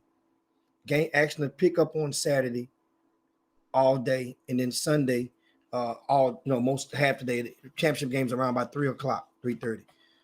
Great event, should be very well organized. We want to give a shout out to Icy Mike and the staff over at St. Joseph's Hospital. They were helping keep everybody safe,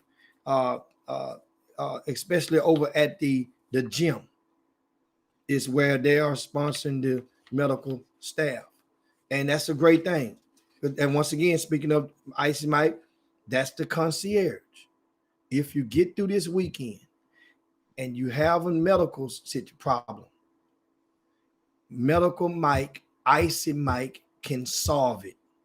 He can get you into a doctor's office faster than you can on your own. They have a network of doctors, whether you have insurance or not. And guess what? Most importantly, I know how to get your attention. How about this? He don't charge you a dime. The chop shop paying for it. If that sounds better for you, because everybody, people ask, what's the catch? How you gonna do it? Well, guess what? We paying for it. Just call him. Call him and say the chop shop and watch what happens. Ain't gonna charge you a dime. For real. Now, this past weekend, last week, because we said it, we mentioned in the VIP news on RCS Sports, and that was the depletion of players, that from the JL3. This is the time you can share the show right now. Get you one last share in. I know you guys can't wait on this right now. Yeah. Get you one. All right. I just JL3 played in Dallas this past weekend at the Who Want to Smoke. I didn't go to Friday's game, and I told you guys earlier in the week because I stayed in Houston to support Mo Elrod and young Thomas Fields in their with the what they call it, the shooting machine, the grind, the portable shooting, the grind. They were on Shark Tank last week. So I get there on that Friday night. JL3 loses the game to a very talented Adidas sponsored team out of Arkansas. Right? So a sneaker sponsored team lost to another sneaker sponsored team. Right? That happens all the time. Yeah. There's no embarrassment in that. Then I got there on Saturday. I watched them play a non-sneaker sponsored team. Well, a non-fully sneaker sponsored team, Lone Star Elite, and JL3 beat them, won that game. They were down 16 points in that one, came back and won. Later on that afternoon, they played a team out of California, Dream Vision. Another sneaker sponsored team. JL3 lost that game. To put it in perspective, Dream Vision later on Sunday would defeat one of the few undefeated 17 under teams in the state of Texas. That's 3D Empire. They defeated them. So JL3 ended up playing another game on Sunday, and they won that game. Another sneaker sponsored program had her. They beat them out of Utah. So they go 2-2. But meanwhile, after that Friday night's game, they lose their tallest player. He suffers a mild ankle injury, and he's done for the weekend. And then I would later learn that, he had told one of the guys in the amateur media, he told him that he was done. That was his last game with JL3. So I knew it on Saturday. Well, I knew that he said that. Now your actions can prove otherwise. So then after the games, everybody go home. Then later it was learned that another player was leaving JL3. Mind you, on Saturday night, another player suited up for JL3 And a couple of hours later, had I told you about it, you said you had some intel to fill in some blanks. This kid, it baffled me because 2 hours later, he had on another jersey with another team. He went over to TJ Ford, Team Ford. That's part of that new branding. I love it. It ain't so TJ Ford basketball, Team Ford. I talked to TJ. He explained it's purposely done. By next year, there will be no more TJ Ford basketball because that's a family hands-on movement. So it's Team Ford. This dude had on a Team Ford jersey with his name on the back. Al, how the hell his name get on the back that fast, Al? I think he was planning on being on that team early in the season. From what I heard, my intel, he was a part of that program early in the season and got an opportunity to play for JL3 and took the opportunity. That's all I know. From some information. But I got a question. What do you mean by amateur media? What do you mean by amateur media? Amateur media means you don't have the capacity or the credential or to obtain a credential to get into a Houston Rocket game, a Houston Texans game, the NBA, the NCAA Final Four. That's amateur media. Okay, gotcha. It is what it is. Okay, yeah. Somebody put. If you don't have the capacity, go get your credential to one of them, and watch how they vet your ass. I'm not talking about nobody individually, but anybody. Watch how they vet us. And so that's what I meant by amateur. When I use that term, that's my personal term. That's so good. Okay. No. And he said, but he got the Scooby's amateur. No. That don't mean that's not the amateur media is the blanket umbrella. Description of the contingent of people and the entities that they work at amateur media. Okay. All right. Keep on. Come on. You see what I'm saying? Yeah. So that's not about who you having the scoop or not. Yeah. This you in the professional media. Chris Walker with CBS Sports. That's a professional media. Yes. I got you. The Chop Shop. If we at the radio, when we're at the radio stations that we were on, the three different stations. Yeah. We're professional media. Yeah. I was telling you guys that. Yeah. Right now, we made an optional decision, charges and consequences, to not go back into the station. But we still have a deal with one station that, remember, the Saturday show, that's a radio station. So we wanted to go and get a credential. We could do it under the KELZ, KELZ. Right. You guys remember the Final Four? Yeah. Did you? Yeah, ain't nobody. Let's go. Let's get back to JL3. Let's get back to JL3 because that's getting us off task. Because I want to hear about this. No, but what happened? That's what I found out. I found out that the young kid had already. So that's why he had a uniform. He already had his uniform. I guess they. Al, he had his uniform, or do you think they brought the uniform down there? Oh, they probably brought the uniform. I hope they brought the uniform. I hope. So why would you pack that uniform in your bag and you going down there and you playing with JL3? I'm asking for a friend. Hey, the problem I would have if JL3 paying for my hotel room and I'm playing with another team, that's the problem I would have. That's why I'll keep going back with that young cat. What's my man's name? Hold up. What he said? He said this AAU shit is goofy as hell, man. Jimmy, keep going. Now, I mean, that part right there is important because that's like you left home under the care. Now mind you, that's what I'm thinking. I don't know if his now here's the question. I don't know if his parents were there or not. Neither do I. Now, if his parents were there, then okay, you do what you want to do.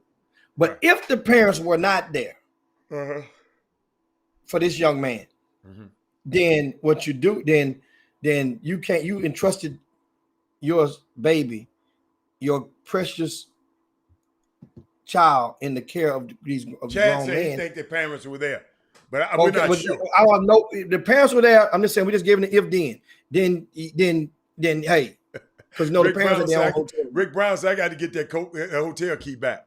I mean, it's just, I mean, summer basketball, y'all.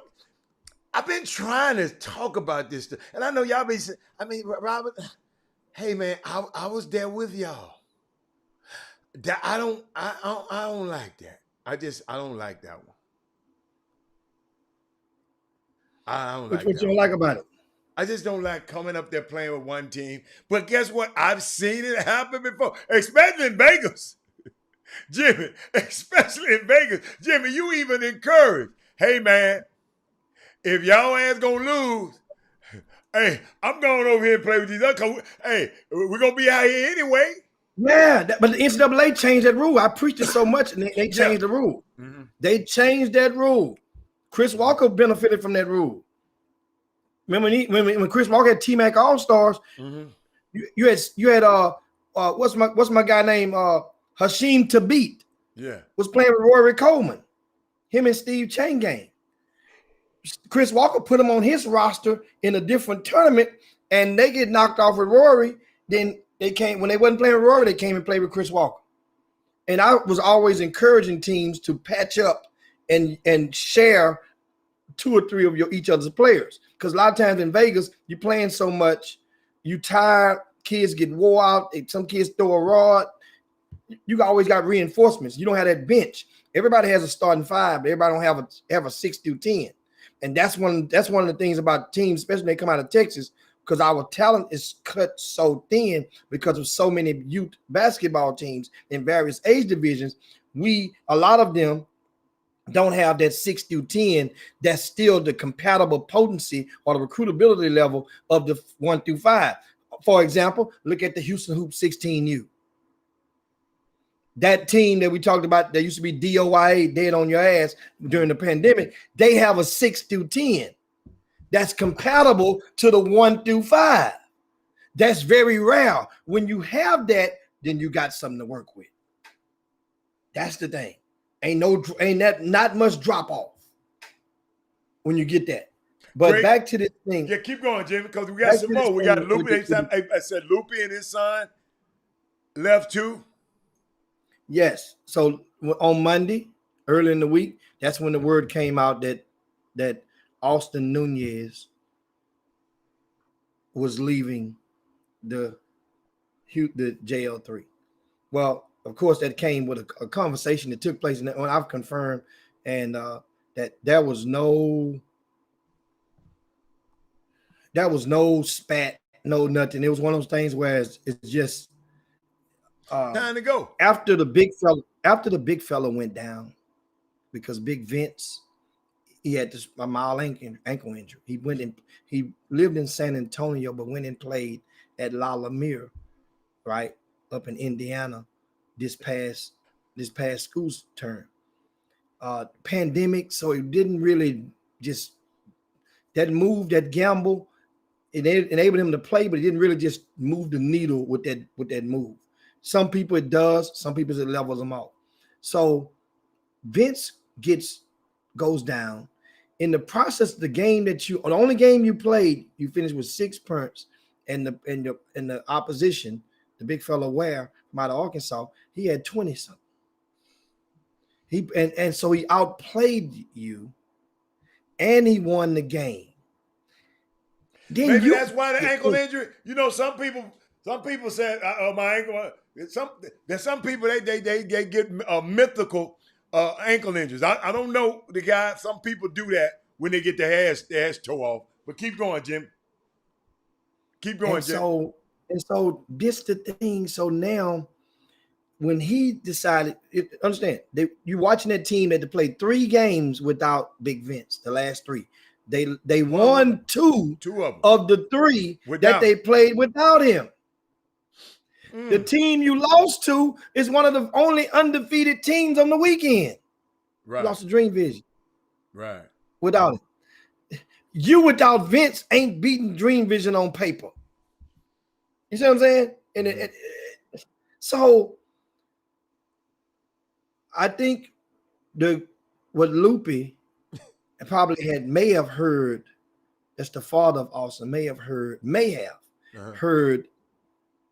the same rumor that I heard, because Lupe is one of the he's a person of influence with Big Vince. Oh, okay. So if Big Vince said he wasn't and somebody, this secondhand smoke, but if somebody told me that Big Vince told them that he's not coming back, he's done with the team, then who's to say that person couldn't have told, that Lupe couldn't have been privy to that information? But that wasn't for me. That wasn't my business. So, because like kids say stuff all the time to grown folk. You know, they tell you what, because they think they tell you what you want to hear. So I didn't think it was going to be true or not. I just knew he wasn't playing anymore this weekend. He'll get over it. They go to Bob Gibbons this weekend, and he's not going to play because of the ankle. So he's done for a couple of weeks. So then I think that Austin Lupe probably had a chance to reevaluate. One of the reasons for this move, you understand, he's a parent, he's a dad, trying to put your son in the best situation for him to prosper. Right. Well, with Bryce Griggs, and at the time Chris Johnson, he's left yesterday. We'll talk about it in a second. But you had in Chris Marshall, just that backcourt did not provide Austin Nunez the opportunity, the expected opportunity to, well, I don't say expected opportunity, the expected results going into it within the backcourt he was in. So that means you didn't thrive in whatever the role may have been.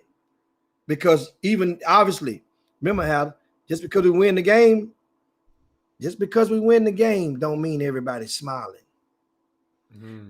And remember this, just because we lose don't mean everybody frowning. There's some jokers, we lose, I'm frowning, how they look at the score sheet. Nigga, I gave them 40. Let's party. So remember that. And that's a general assessment in life. Well, the thing is, the opportunity wasn't there. So the daddy talked with John Lucas, and they agreed. It really was. Lucas assured him, hey man, I promise you, I'm just paraphrasing. I went on the phone with him. Promise you, I'm not going to be mad at you if you're trying to go and take. I know how it feels to want to put my son in a situation where he can excel. The needle just hasn't moved. That's good for Austin thus far.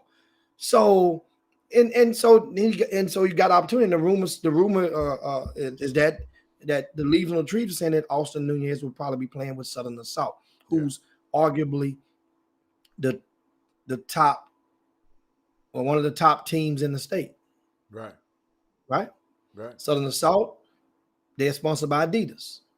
And they think about that. And that means Austin Nunez will have played in one calendar year with Under Armour, Nike, Adidas. Rare, but it's good. That's good. But he got all different experiences. So now, all attention, if nothing else, will be on Southern Assault. And now, Austin Nunez will get a chance to facilitate, to assume more of a facilitating role, as Keontae George he can run the show. He's proven that over and again, but he can operate from the wing. He's an above the rim guard. Yeah. As opposed, and they have all the tools and all the dots to check with that program. So that's the thing. Now, what happens with JL3? They're not folding. They are Bryce Griggs and Terrence Arsenault. Now they assume more of a role. Yeah. And they're embracing it, because now, if you think about old players, that's most shots for y'all. I'd like to have them two on my side, but keep going. So now they get to incorporate it's us against the world mentality now. And it's kind of reminds me of what we've kind of been looking at from, if you've been paying attention or not, what you've been looking at when you saw John Urie with his program. They take a few lumps here, a couple of weeks back, but they won this past weekend. But no matter what, it gives his platform. John Urie gives PJ Haggerty a premium opportunity to maximize his talents. So this is what can happen with this. Don't you guys get it twisted. First of all, how many of you guys, it's kind of one of those things, how many of you expected for JL3 to go run the table and win Peace Jam? I did. So JL3 wasn't going to win Peace Jam with those guys. So not this version of JL3. Not this version. That's a great point. So JL3 is now showcasing. It turns into a showcasing. I remember Chris Walker said the other day, he's been there, done that. All teams don't have to win. Right. Right. Right. All teams don't have to win. Right. This 17 on the team now, that team don't got to win. Right.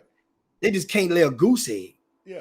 Goose egg meaning that you get your ass whooped. They didn't lay a goose egg up That's there. what I'm saying. You can't lay a goose egg now. That means you get your ass whooped and you don't do nothing. That's what I call a goose egg. If you get your ass whooped, you better get something. Remember Jacob Young when he played with the Dwight Howard Elite, Jawan McClellan and little Jeff Mitchell? I don't remember that. That's when Shaka Smart first laid eyes on Jacob Young and say this dude was leading the whole Adidas in scoring. Yeah, I remember that. Gave him an offer and it pissed off so many other grassroots coaches because Jacob Young got an offer and they felt their kids were better and should have gotten an offer first. I remember that. Yeah. Well, Jacob Young, that Dwight Howard team was in damn near last place, the whole Adidas league. Yeah. But guess what happened? People was coming there to see this kid named Jacob Young and see what he was doing. That's similar to what now. Meanwhile, the JL3 16s, they've been winning, placing, and showing. They're not better than the Houston Hoop 16s. They know that. They played each other a couple weeks ago. But they both made it to the championship of that tournament of who owned the state or something like that in Dallas. They 15 and under team made it to the championship and played the Hoops 15s as well. They made it to the championship and played the Hoops 15s. And guess what, Hatter? That 15 under team, the JL3, since then they've landed one of the players who's probably going to be one of the top 10 players in the country whenever they come up with the next batch of 2024 rankings. And that's Mercy Miller, Master P's son. He's with that team now. So the future is bright. And not to mention Delilah with the 8th grade team, Hatter. They went to Florida this past weekend. Guess what? Ask me what place they came in. First. Again. What about Wesley Yates? Thank you, Mr. Yates. He said JL Street also picked up a 7-footer from Arkansas wait a minute, JL picked up the. Somebody was telling me something like that.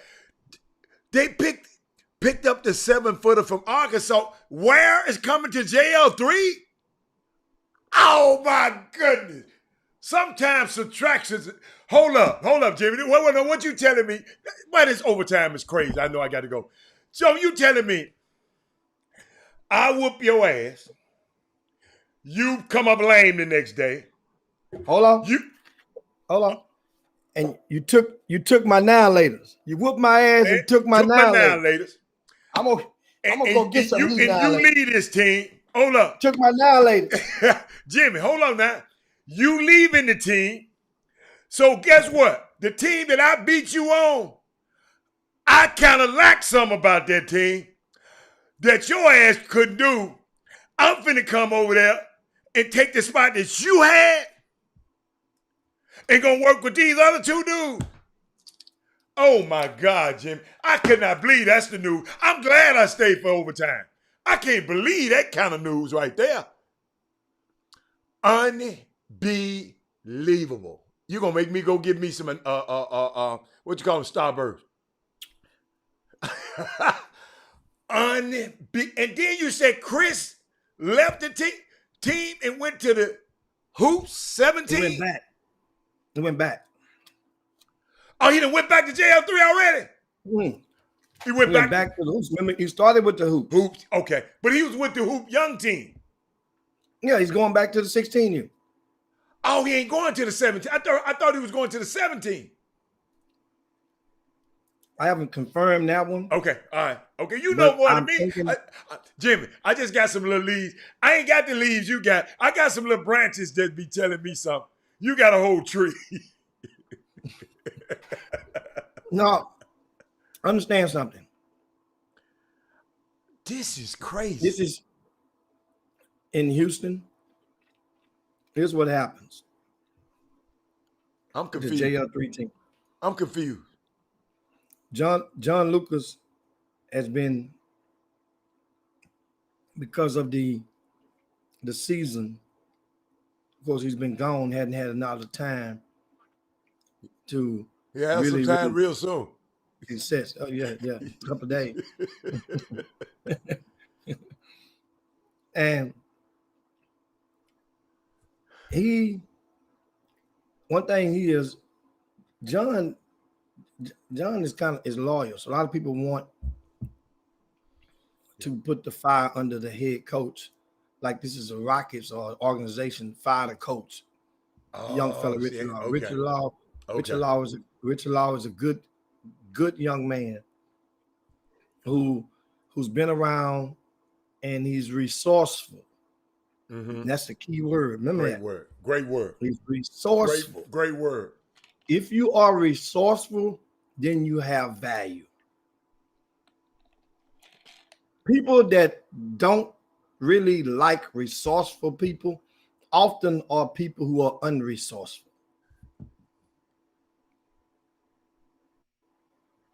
So meaning John Luke is not going to get rid of Richard Law because the team is going fight, because they lose a game against a team that could very well win the damn Adidas, can get to Adidas championship if they had one this year. We're not going to do that.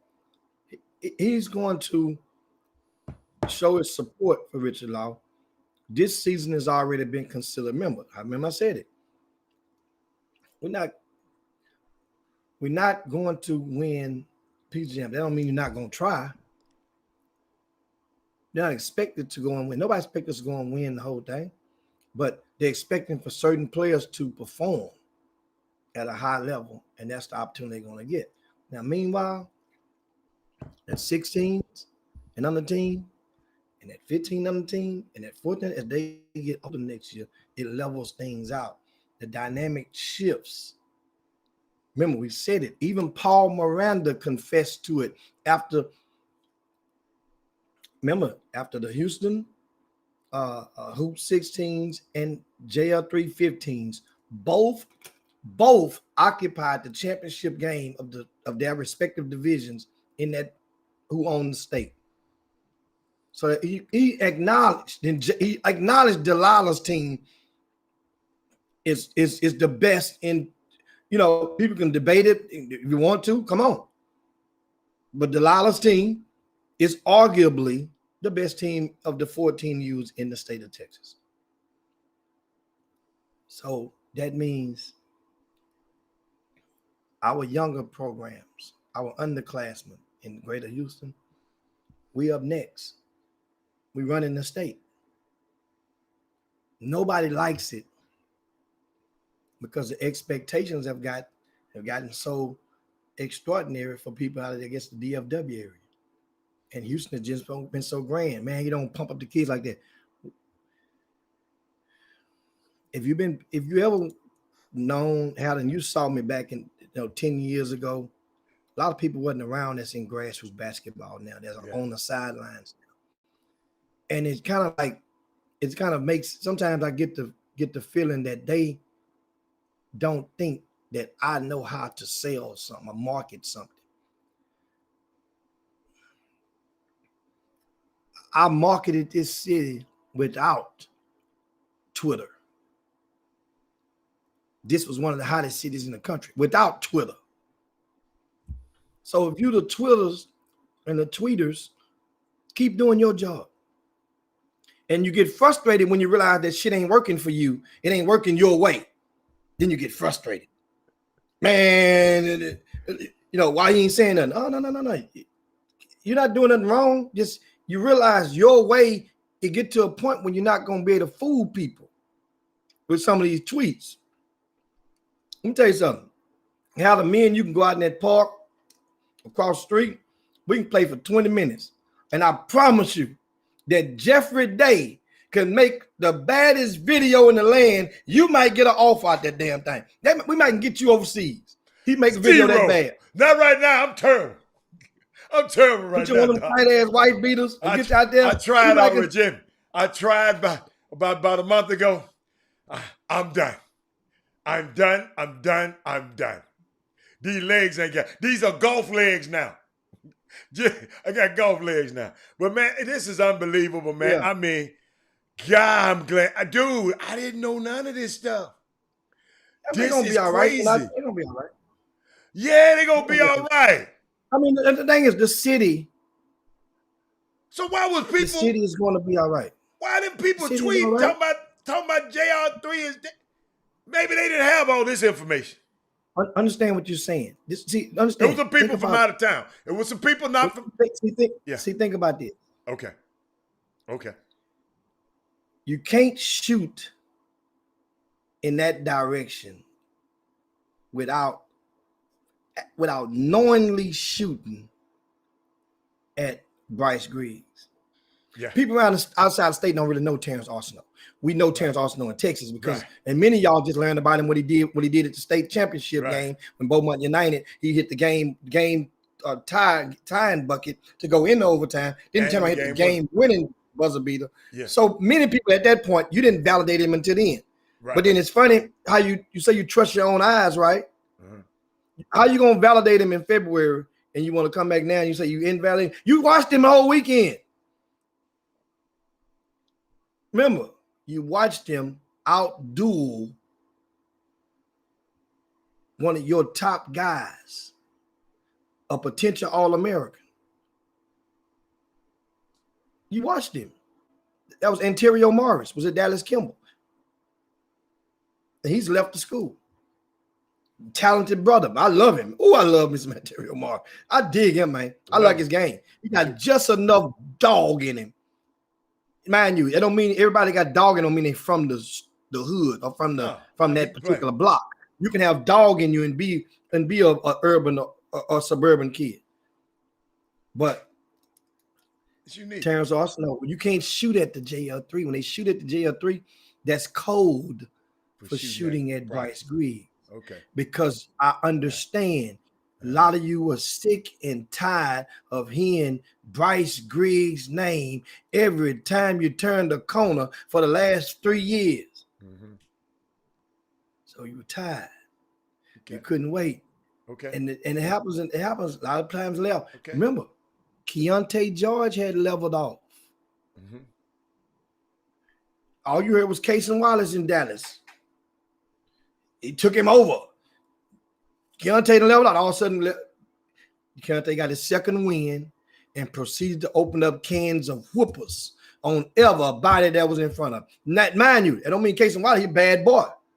But Keontae George then showed and proved that, hey, you must have forgot. I'm telling y'all. You must have forgot. They can not like and don't want to hear, but boy, skills pay the bills. That's Bryce Griggs is one of the skilled ball handlers I've seen in a long time. Let me tell you something, y'all. He gonna be all right. I'm not worried about him. I don't even have to talk about him no more, because I know what he is. But guess what? Let the talking heads, let them keep talking. Let them keep talking. Let them keep talking. Think about this.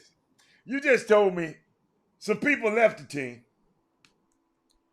And the dude who left the team coming back over to the. Well, that's not, remember now, it's not confirmed until they get on that plane. But even if it's just to think about, even if it's thought about, it's all right with me. Yeah, I remember Paul called me talking about people. Paul, come on, people. He done quit. Okay, Paul.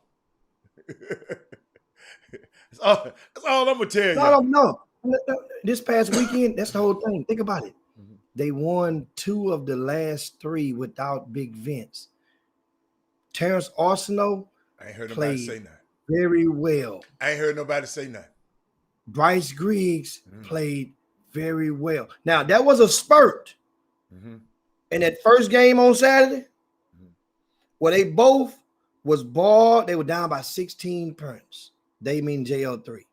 16 against this Lone Star team. Other team from out of Dallas, they had the crowd behind them. They was partying. They high-fiving on the court. Them guards was getting in there and talking smack. Then all of a sudden, the timeout came with about 10 minutes to go. And it just went to work. It just went to clicking. Making the extra pass, making the extra bucket. Next thing you know, that lead went from 16 down to 9. Then they got from 9 down to 3. Then next thing you know, they're in the lead. Then they get a lead back. Then they get in the lead. But that was a moment that can rally. But I know, players Jimmy, what I'm talking about, I didn't hear nobody come on the Chop Shop and tell me that. Thank you for telling me, because I didn't see the game. But I ain't hear nobody come. But they was in a hurry to tell, talk about that. That's all. You know, I mean, it's just, but guess what, y'all? That's why I told y'all, man, early in the show. Man, y'all can't be worried about it, man. It's a lot of these people, y'all just can't be worried about what they say. That's all I can say. This amateur media, what you call amateur media, we just take it with a grain of salt.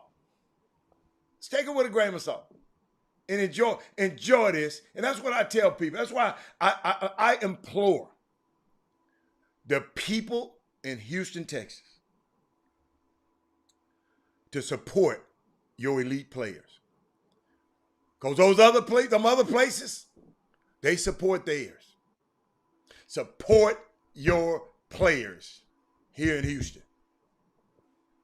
Because the people other places ain't going to report. We got to support them. Y'all know who y'all are. We got to support them. We got to really support them. Especially when you know they can play. You said people done caught up. You know,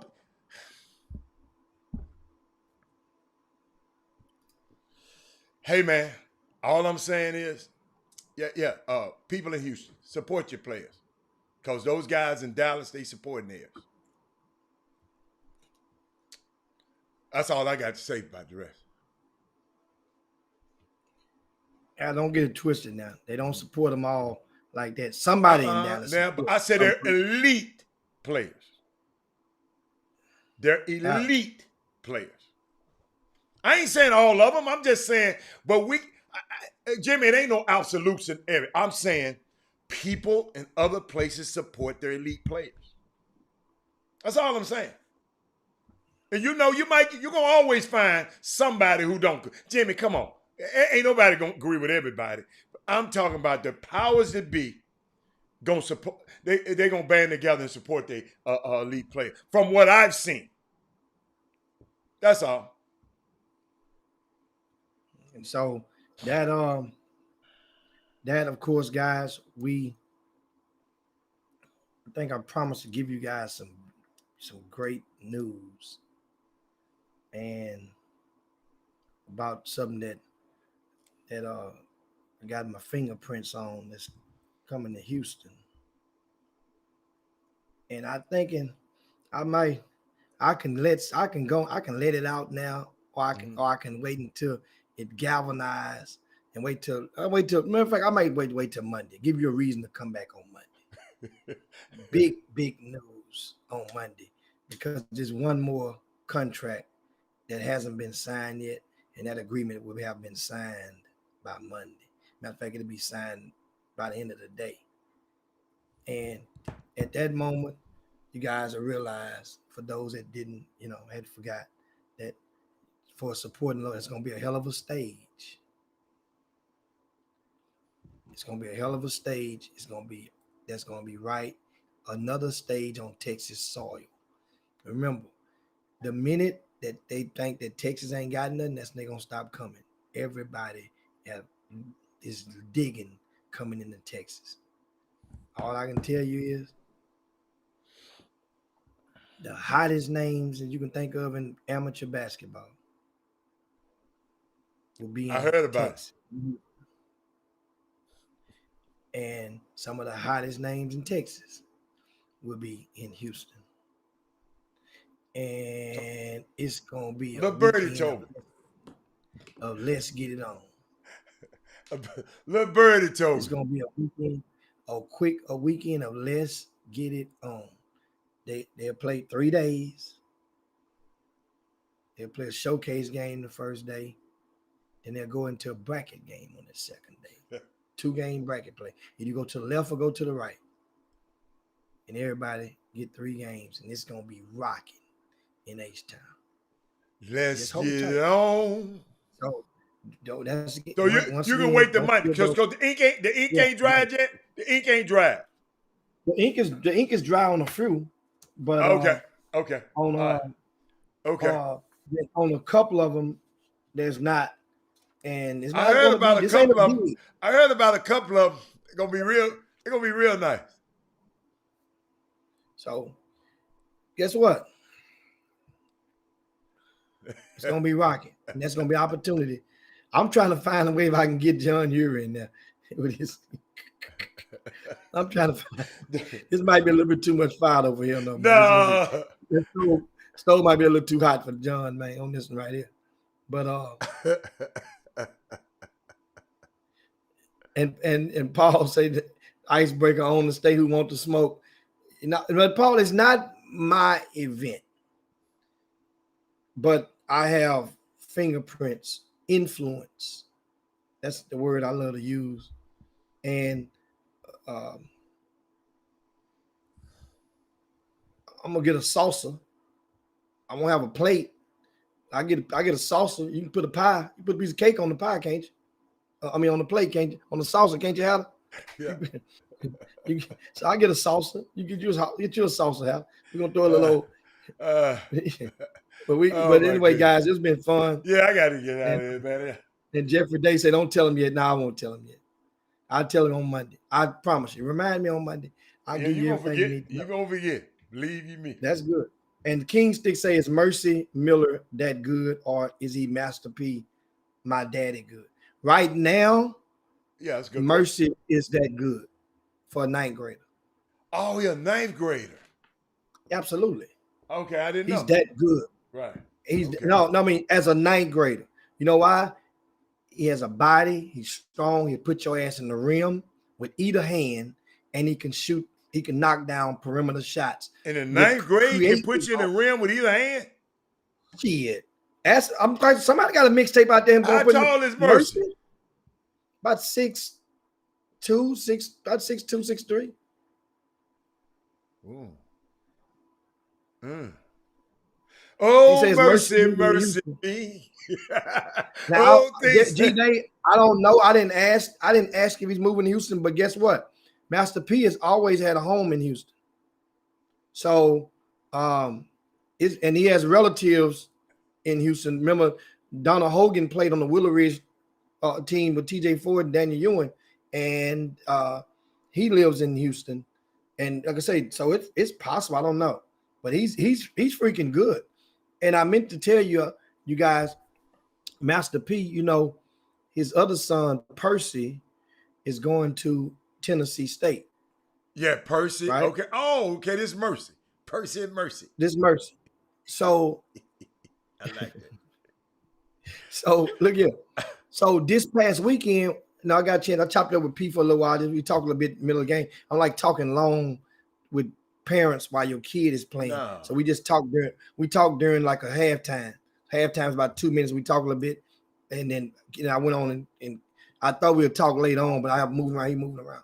But Master P had a collection, and his other son Percy was there sitting on the bench with the JL3 with his hoodie on. They all had hoodies with Tennessee State on the front. Oh. And guess what they had up under the bottom of it? What? It had Tennessee State in different colors. Soldiers. Mind you, in case you guys may not know, Soldiers is not the official mascot of Tennessee State. No. though. There's no I think limit. they're the Tigers. Yeah. So Master P done found an innovative way to not say reinvent it, but to remind you about the soldiers. You got Tennessee State soldiers. Now I did find out that's gonna be one of the lines, one of the product lines that his son is gonna capitalize on his name, image, likeness. Remember, he's paid to get remember, Master P claimed on the Breakfast Club he has $2.5 million in endorsements lined up for his son that's going while he's a freshman in college or during his college. Hey, Landon, let me help Landon out. Tennessee State already been on the map. Yeah, Tennessee State. He ain't putting them on no map. They've been on the map. But they had Joe Gillum come through there. Ed Too Tall Jones come through there. Hey, they've been on the map. Larry Mallory, they've been on the map, by the way. But yeah, I just want to help. But Jimmy, I saw some B. Scott asked a question of a mama. I didn't see it. What is it? When you say in the 9th grade, how old is it? It don't matter how old he is. It don't matter. He in the what'd you say? In the 9th grade, right? Here's you know what? I got one better than I gave What somebody just yesterday. Uh-huh. Why y'all don't ask that when they're in high school, when they're on varsity? Uh-huh. Uh-huh. All these kids playing varsity just 2-3 months ago. Nobody is asking, how old is he? They know what grade he in. What grade? People ask, what grade he in? It's amazing how the and it's not getting on you, B, but it's just amazing how you could put on a different gymnasium, a different jersey, and the whole angle of thinking changes. The whole angle of thinking changes. It's kind of, think about it. When you see these same kids play against each other in high school game, one team's gonna play down there. Nobody asked when Imani Bates came to the Fertitta Center. Did nobody ask right? Uh-huh. And they played against Legacy. Uh-huh. Nobody asked how old those other guys. Know what they said? What? In 11th grade. He busting their head in 11th grade. That's what they said. So why is it that in grassroots? You know why? Because I think it would change once people can collectively get to a point where we stop labeling these age divisions by number, by age. If you can label them by grade, I really believe, honestly, in the bottom of my heart, that will start to change. Man, like Chris said, it didn't matter. Chris Walker said it didn't even matter.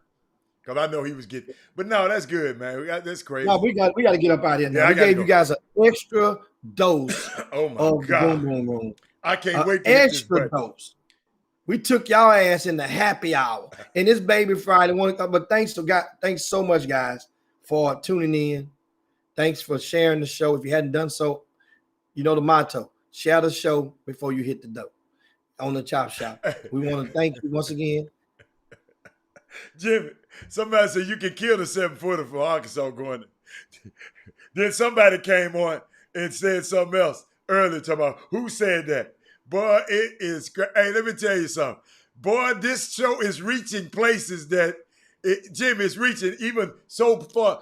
Mate said, Robert, you got some strange people. You got some strange people on this feed. But y'all, it's good. Hey, go. Hey, it's all right. It's all right. We'll see. Let's make it happen. Oh, that was the boy's mama. Oh, okay. See that, Jimmy? Somebody that called the boy's mama. I love this show. I love this show. We're gonna invite Mom. Uh-huh. Let me tell you something. Welcome to the Chop Shop. This is a different type of sports talk show. Yeah, where you can have so much fun. It's like I'm sounding like I'm part of the hospitality committee at the church right now. Okay, we invite you to come on back on Monday. Yes. I promise you. Yes, it's gonna change your life. especially on a Monday. After all the stuff that happened this weekend, you know, everything jump off on Friday. Shit go crazy on Friday in the world. No, we miss on everything. We could be Monday through Thursday. Yeah. We don't come on Fridays. We won't be back till Monday. I promise you, you're going to have so much fun. Laughing you're going to fall out your chair on Monday. And you're going to be enlightened on a lot of things as well. But thanks so much, guys, for joining us. That's on the Mama Chop right Shop. there, Jimmy. I think that's Mama Tamika. Tamika is Mama. Hey, Mama. Yeah. Mama, make Mama, sure you hold up. Mama, make sure you subscribe to the YouTube feed. And come back Monday, Mama. Oh, I love it. I love America. This is the greatest show in the world, man. Hey, this is the greatest show in the world, man. Tamika, I love your son. Hey, Tamika, we got some nice places to stay up here, Tamika. You got to come visit Houston. That's all I can tell you. We got some pools and everything in the backyard. See, it only took us. Look, guys, it only took 10 seconds for his inner freak to be released. No, I'm talking about that mama was If she was 2 tons of fun, your ass would just look and kept on scrolling. You looked over there and said, "Oh, okay, mama, okay." Don't listen to him. Don't listen to him, Tamika. Don't listen to him. Don't listen to him. Something wrong with him. He drank Crown every day. Don't listen to him. And look at Walter Yates said on cute. He's a dirty old man. Anyway, guys, it's time to slide down. Dino's back and yabba dabba do this thing for this Thursday. We had a great week on the Chop Shop. Make sure you share the show on your way out the door. Spread the word about the Chop Shop. We'll be right back on Monday with a lot of topics to time into. And guess what? The NBA playoffs will be right on the horizon. We'll be a whole lot clearer because the last day of the regular season is on Sunday. So we'll have a lot to talk about. Trust me, a whole lot. Meanwhile, you guys don't forget, if you're in one of them gymnasiums, you see a PGW this weekend, video. Whip out your cell phone, send us some footage. Let's get that thing rocking because you know how it goes on Monday. And by the way, Miss Tamika, a PGW is a parent gone wild. That's what you was about to do, about to go, and they talking about your baby a while ago. You about to go wild. Parent gone wild. Anyway, we get back with you guys on for Robert Haller. This is Jim Hicks. Peace. We up out of here. Chop shop. Jim Hicks. Rob Hatter. You are now tuned in to the Chop Shop. I'm Retro. Let's get it. We in the Chop Shop. We live in the Chop Shop. We talking sports talk. We live in the Chop Shop. We in the Chop Shop. I'm talking sports talk. So turn your dials up. It's live in the Chop Shop. We in the Chop Shop. We live in the Chop Shop. We talking sports talk. We live in the Chop Shop.